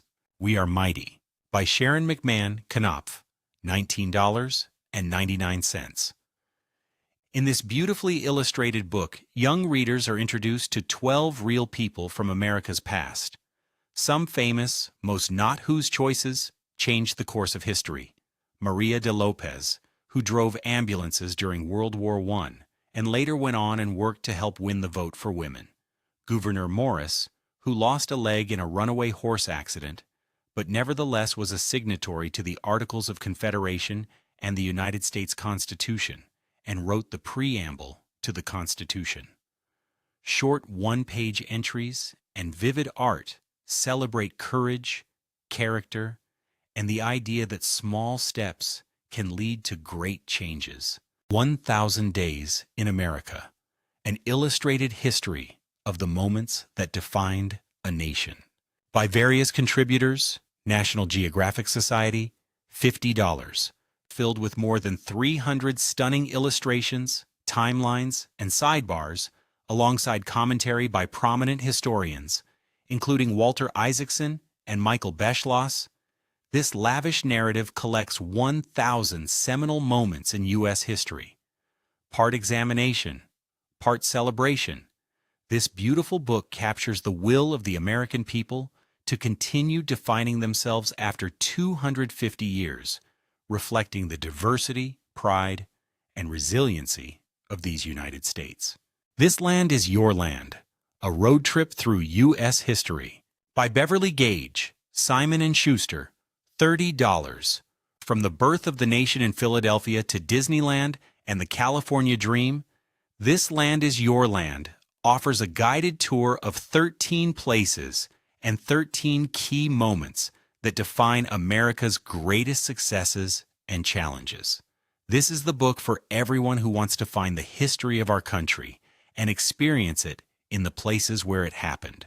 Weird but True, USA, Expanded Edition, 350. Fascinating facts about the 50 states.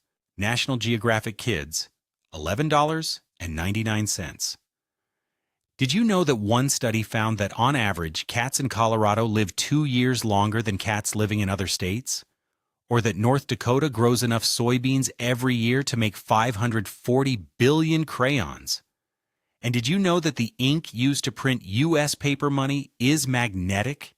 Well, now you know. These and 347 more strange but true facts are yours to amaze and delight in this handy little book. We the People, A History of the U.S. Constitution, by Jill Lepore, W.W. Norton, $39.99. The U.S. Constitution is among the oldest constitutions in the world, but also one of the most difficult to amend. Jill Lepore, Harvard professor of history and law, explains why in We the People.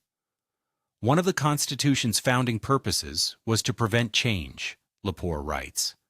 Another was to allow for change without violence. Although nearly 12,000 amendments have been introduced in Congress since 1789, and thousands more have been proposed, only 27 have been ratified.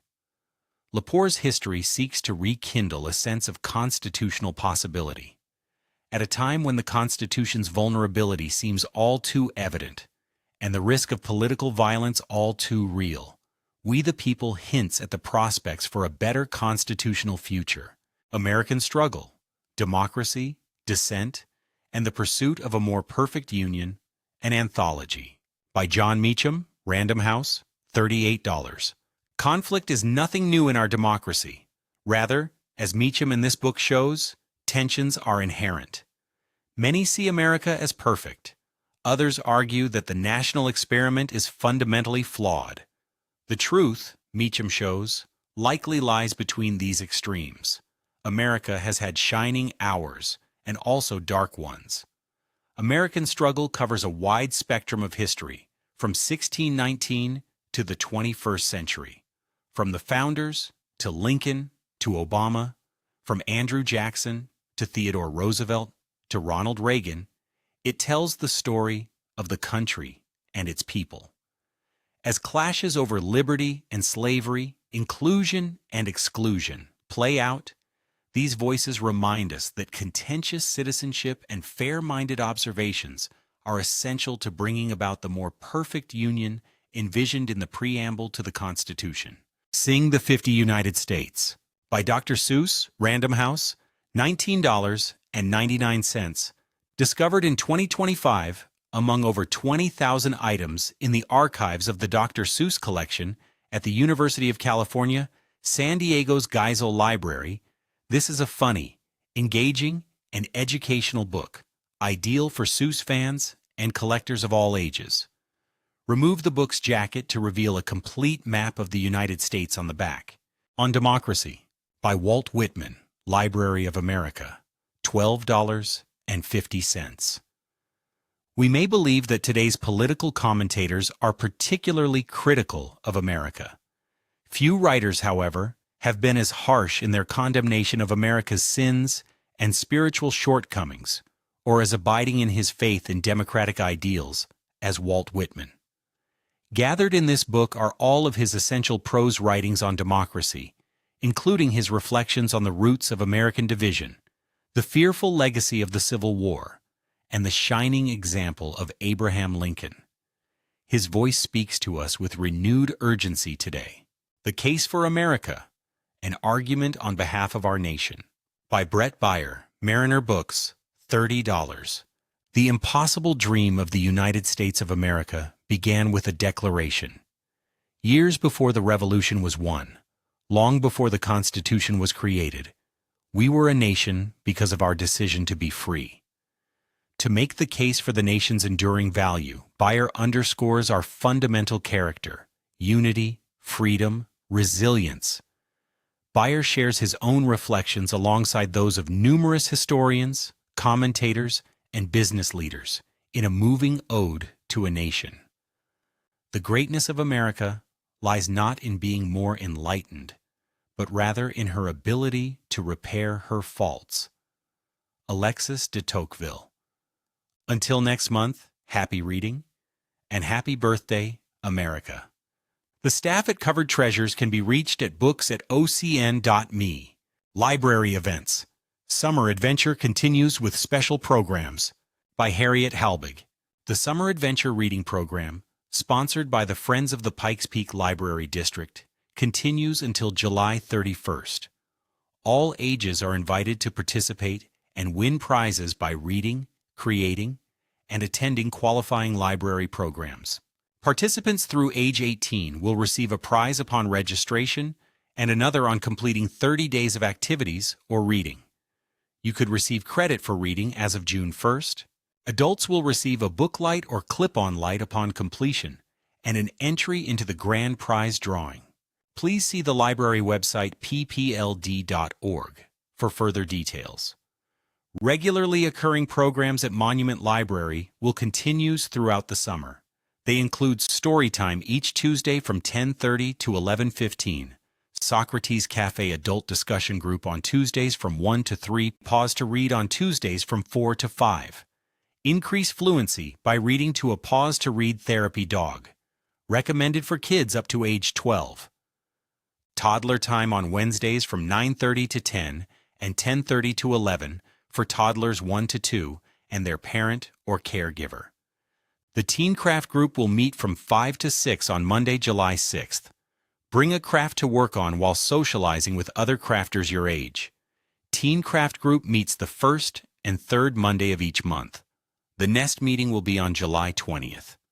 On Thursday, July 9th from 1 to 3, There will be an adult program to provide guidance on recognizing the signs of an opioid overdose and instructions on the proper use of Narcan for ages 18 and up. The Teen Advisory Board will meet from 5 to 6 on Thursday, July 9th. Membership on the board will help teach leadership skills, earn volunteer hours, and have input on library events. Earn volunteer hours for attending meetings and helping with library programs. Registration required at 719-5316333, extension 7005.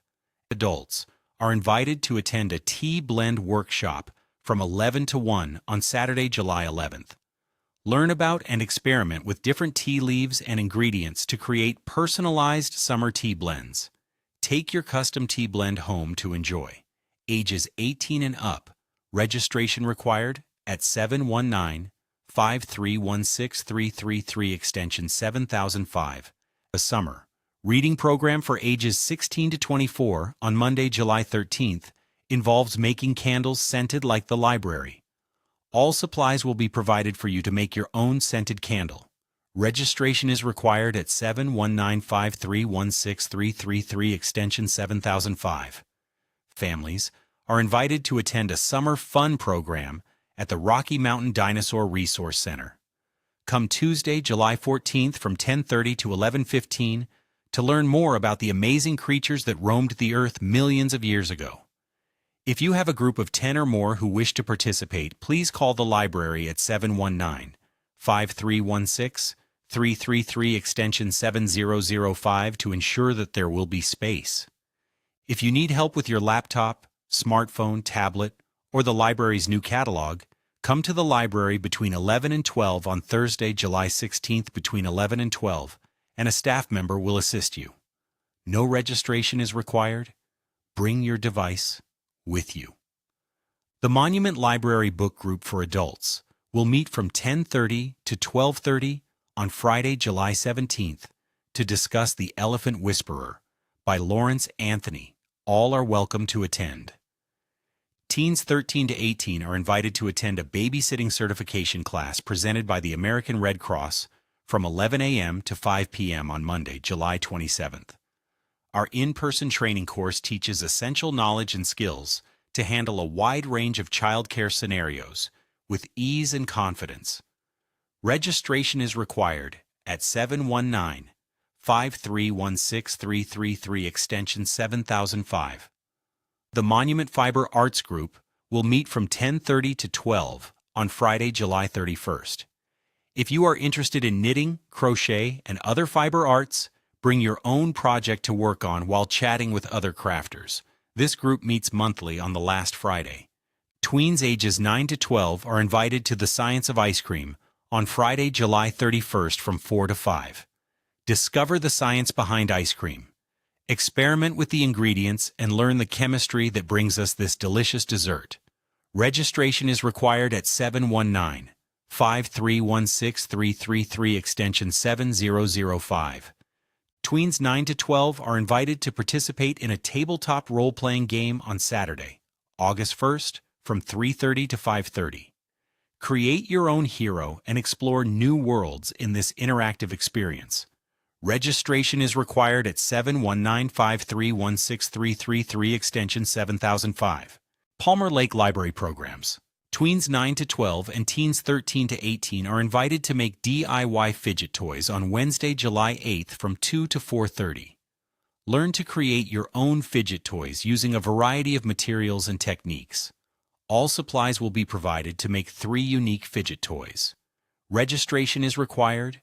Go to the ppld.org website, Events and Happenings, choose a branch, and view the calendar for July. Click on the picture of the program to register. On Thursday, July 9th from 10:30 to 11:15, there will be a summer fun program on Kids Dinosaur Yoga. This program for kids up to 5 will feature kid-friendly yoga, where we will explore mindfulness, breathing, stories, and songs in English and Spanish, all while moving. Friday, July 10th, there will be a summer adventure celebration from 6 to 7 for all ages. Join Steve Weeks for a family-friendly or Tamichi Triview fun-filled concert as we celebrate summer adventure presented by the Friends of the Pikes Peak Library District. A summer fun program on Wishing Star Farms for kids up to 12 will be offered from 10:30 to 11:15 on Thursday, July 23rd. Come to the library to meet some friendly animals from Wishing Star Farm. This program is held outdoors. Harriet Halbig may be reached at harriethalbig@ocn.me. The nature of our community. Pine Beetle Conundrums, Myths, and Blunders by Dr. Judith von Ahlefeldt, landscape ecologist. The current 2026 state of mountain pine beetle, MPB, on the Palmer Divide and the Colorado Front Range, MPB, is a web of conundrums, confusing or difficult problems. Rooted in the statewide drought starting in 2020 after some wet/normal years, the MPB outbreak is gaining acreage with large numbers of ponderosa pines dying. This is likely to continue for years unless Mother Nature mitigates it with the recently predicted Super El Nino event. Substantial rains of late June 2026 hydrated ponderosa trees, at least giving them ability to resist this upswing in beetle populations and join the fight to save private forests. Like wildfire, it is a myth to think human actions can control mountain pine beetles, but there are ways to mitigate the damage, and influence both the behavior of the beetles and magnitude of tree loss.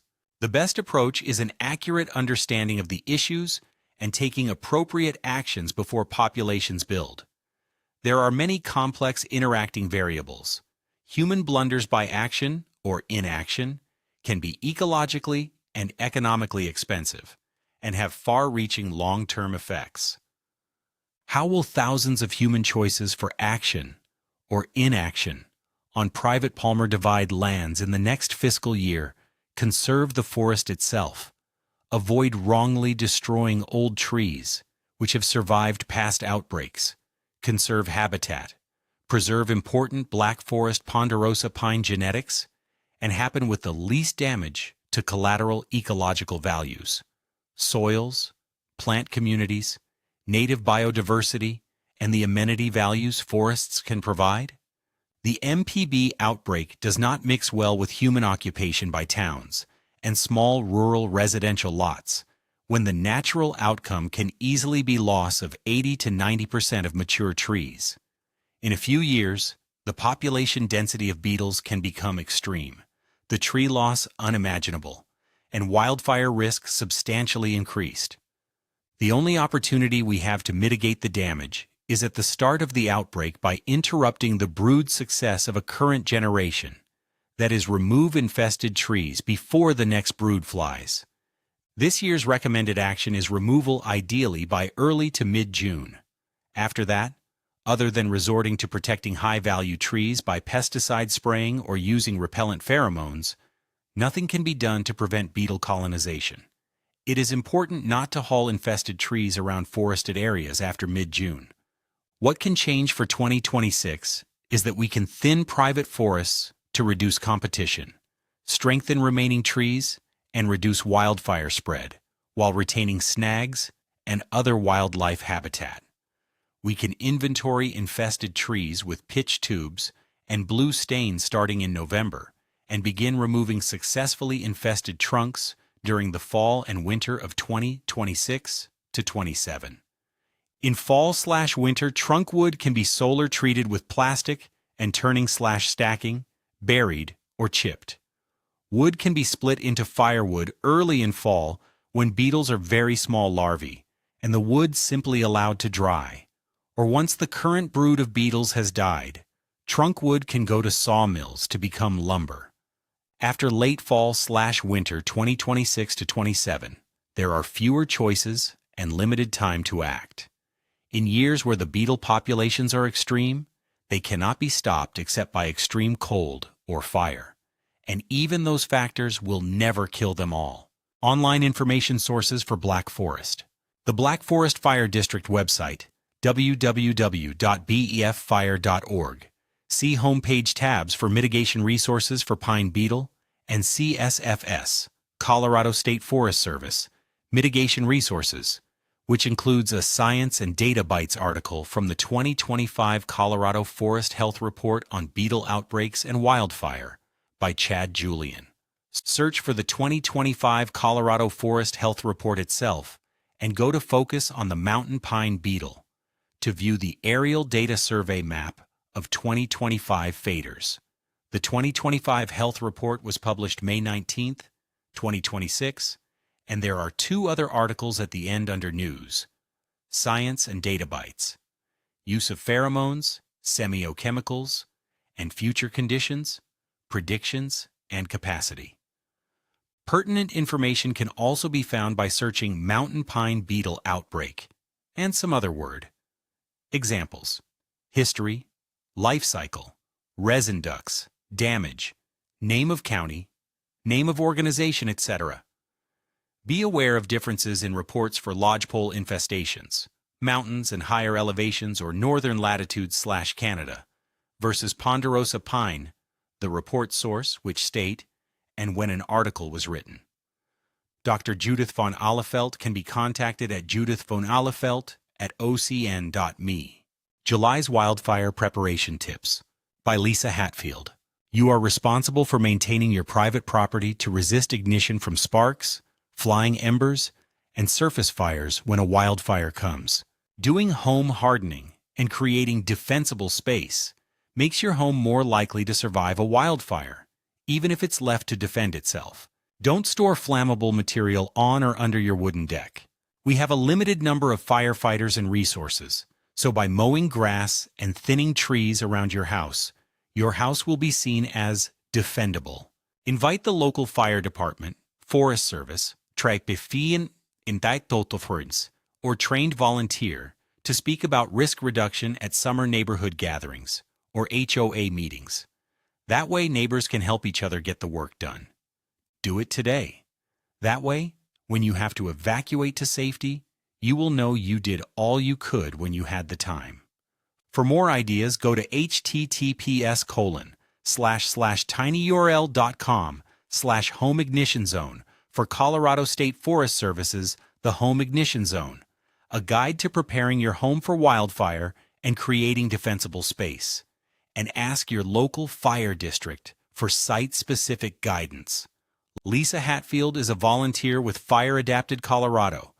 https://fireadapted.org/, an author of clean disaster adventure novels and trained volunteer property evaluator who loves to answer questions. She can be reached at lisahatfield@ocn.me. All unincorporated areas of El Paso County are now under Stage 2 burn restrictions. https://epc/sheriffoffice.com/services/fire-information/no fireworks, prescribed burns, campfires on public property, or outdoor smoking. High-altitude nature and gardens. Nature's soil. Architects. The Backyard Science of Black Gold by Janet Sellers. As summer heat settles into our neighborhoods, local gardeners face the annual challenge of keeping soil hydrated and plants resilient. While many of us start with kitchen compost, a kitchen sink approach to nutrient recycling, I found that the volume needed for a truly productive food garden often outpaced what a countertop bin could provide. In my own practice, I struggled to achieve the soil quality I needed until I looked to a more robust biological source: the alpaca. Known as black gold by horticulturists, alpaca manure is an extraordinary soil healer. Unlike sheep or cows, which have complex multi-chambered stomachs that create hot manure capable of burning plant roots, alpacas have a simple, gentle digestive system. Their waste is inherently cold. You can harvest these dense, odorless pellets straight from the field and tuck them right around your tomatoes or flowers without worrying about burning them. Even better, these bean-sized pellets act like nature's own perlite. When mixed into our thick, heavy clay soil, they create tiny air pockets. This keeps the ground from turning into a hard, baked clay crust, allowing water to soak deep down to thirsty roots during dry spells. Adding a little fluff of dry leaves or pine needles helps keep this soil happy and breathing.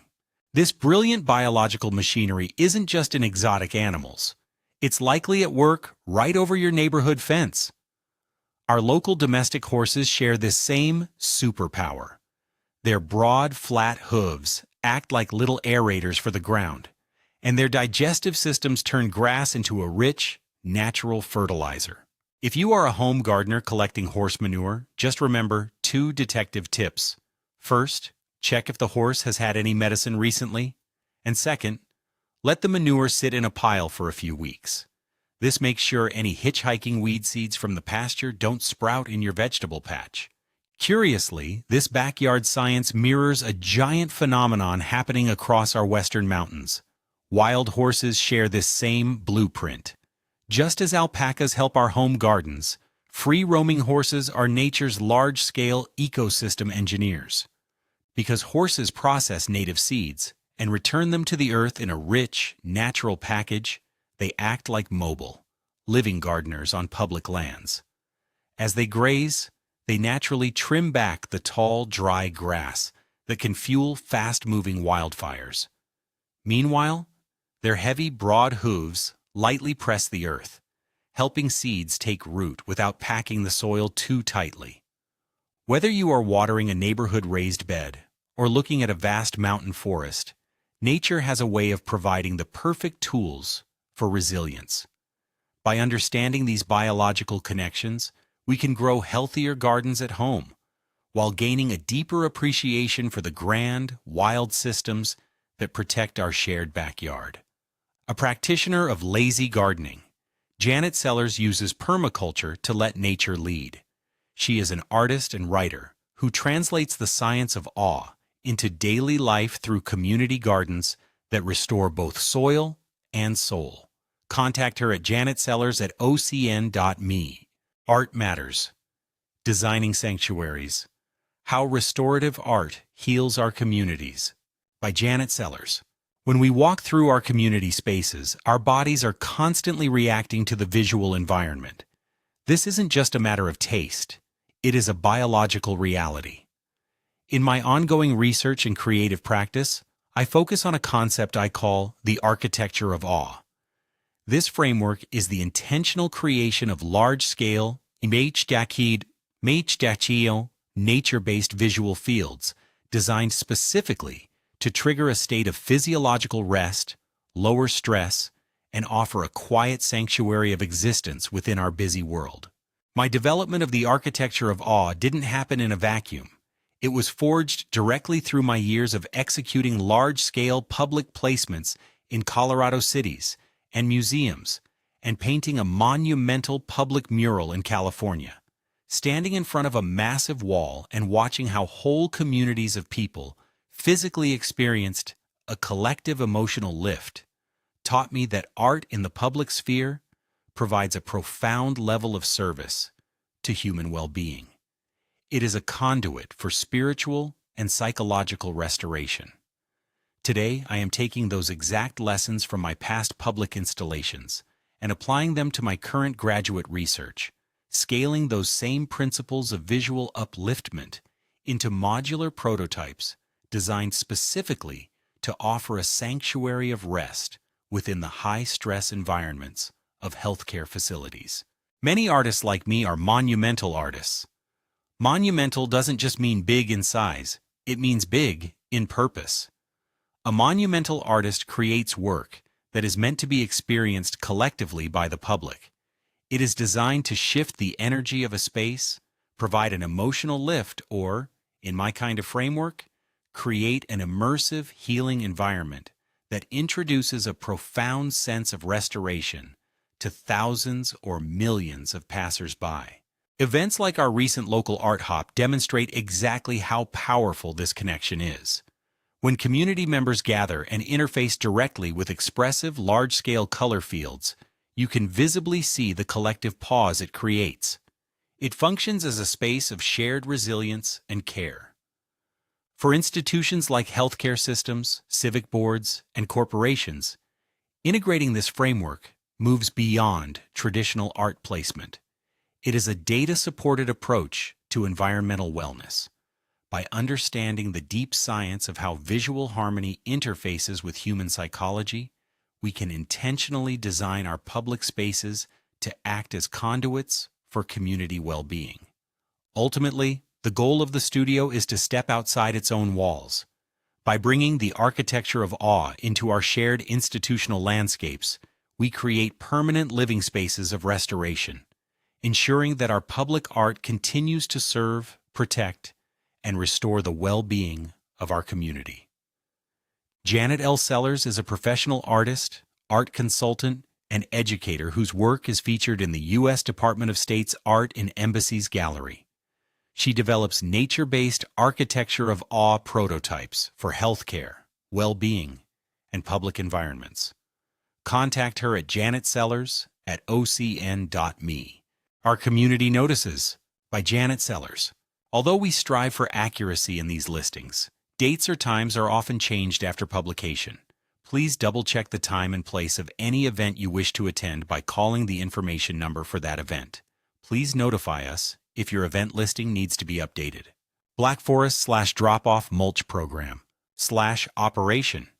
$10 fee for each load dropped off. Through September 12th, Tuesday and Thursday evenings, 5 to 7:30 p.m., Saturday, 8 a.m. to 4 p.m. Mulch is available while supplies last. Mulch loader schedule, Saturdays only, 8 a.m. to 4 p.m.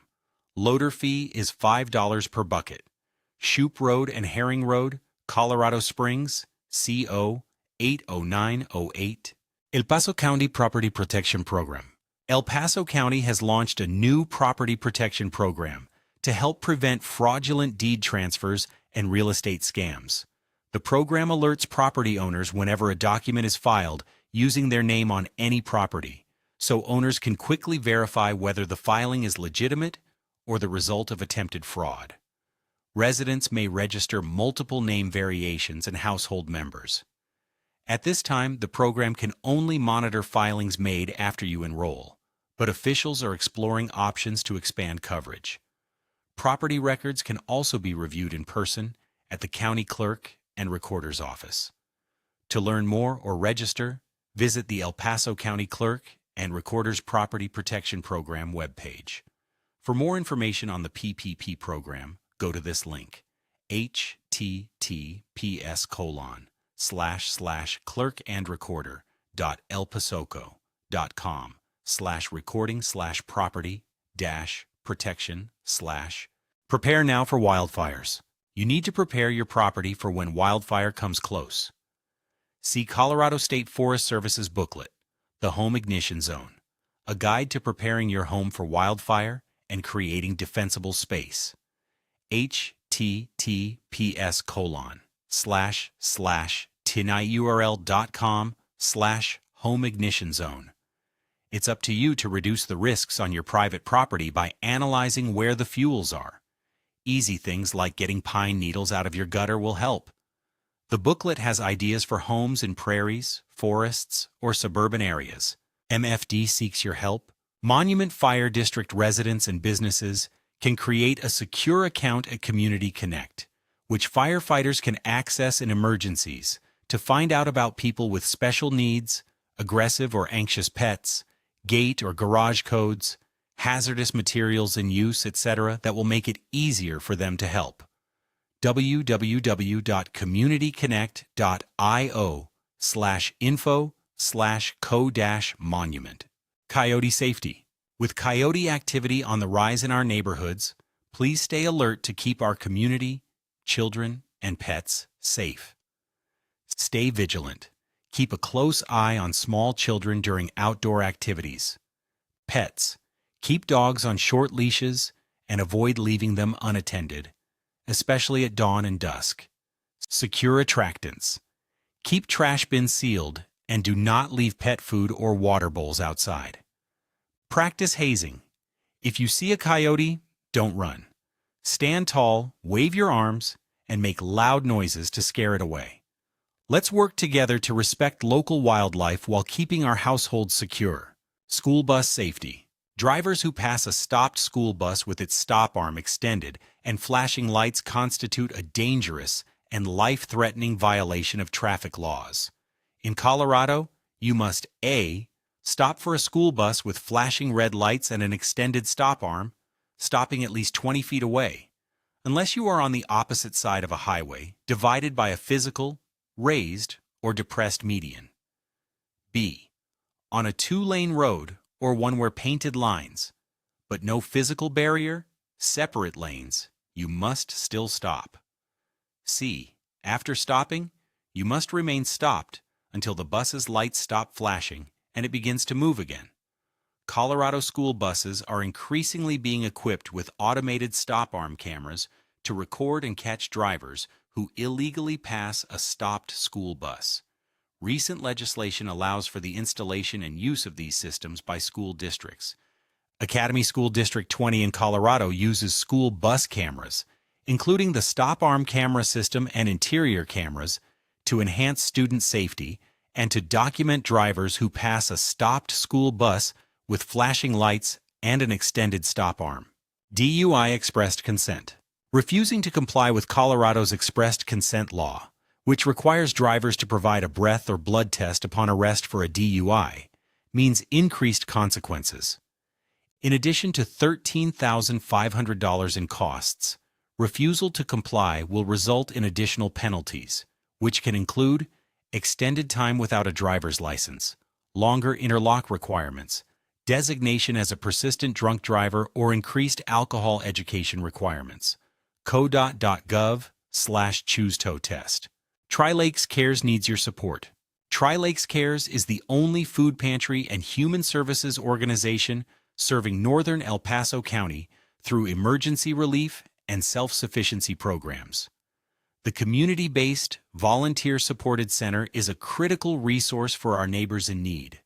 The best way to help support Tri-Lakes Cares is to donate. Visit https://tri-lakescares.org/donate to learn how to donate money, medical items, personal supplies, or food.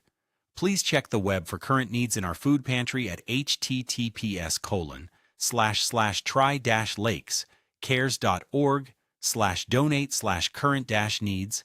Donation drop-off hours are Monday to Thursday, 9 a.m. to 4 p.m.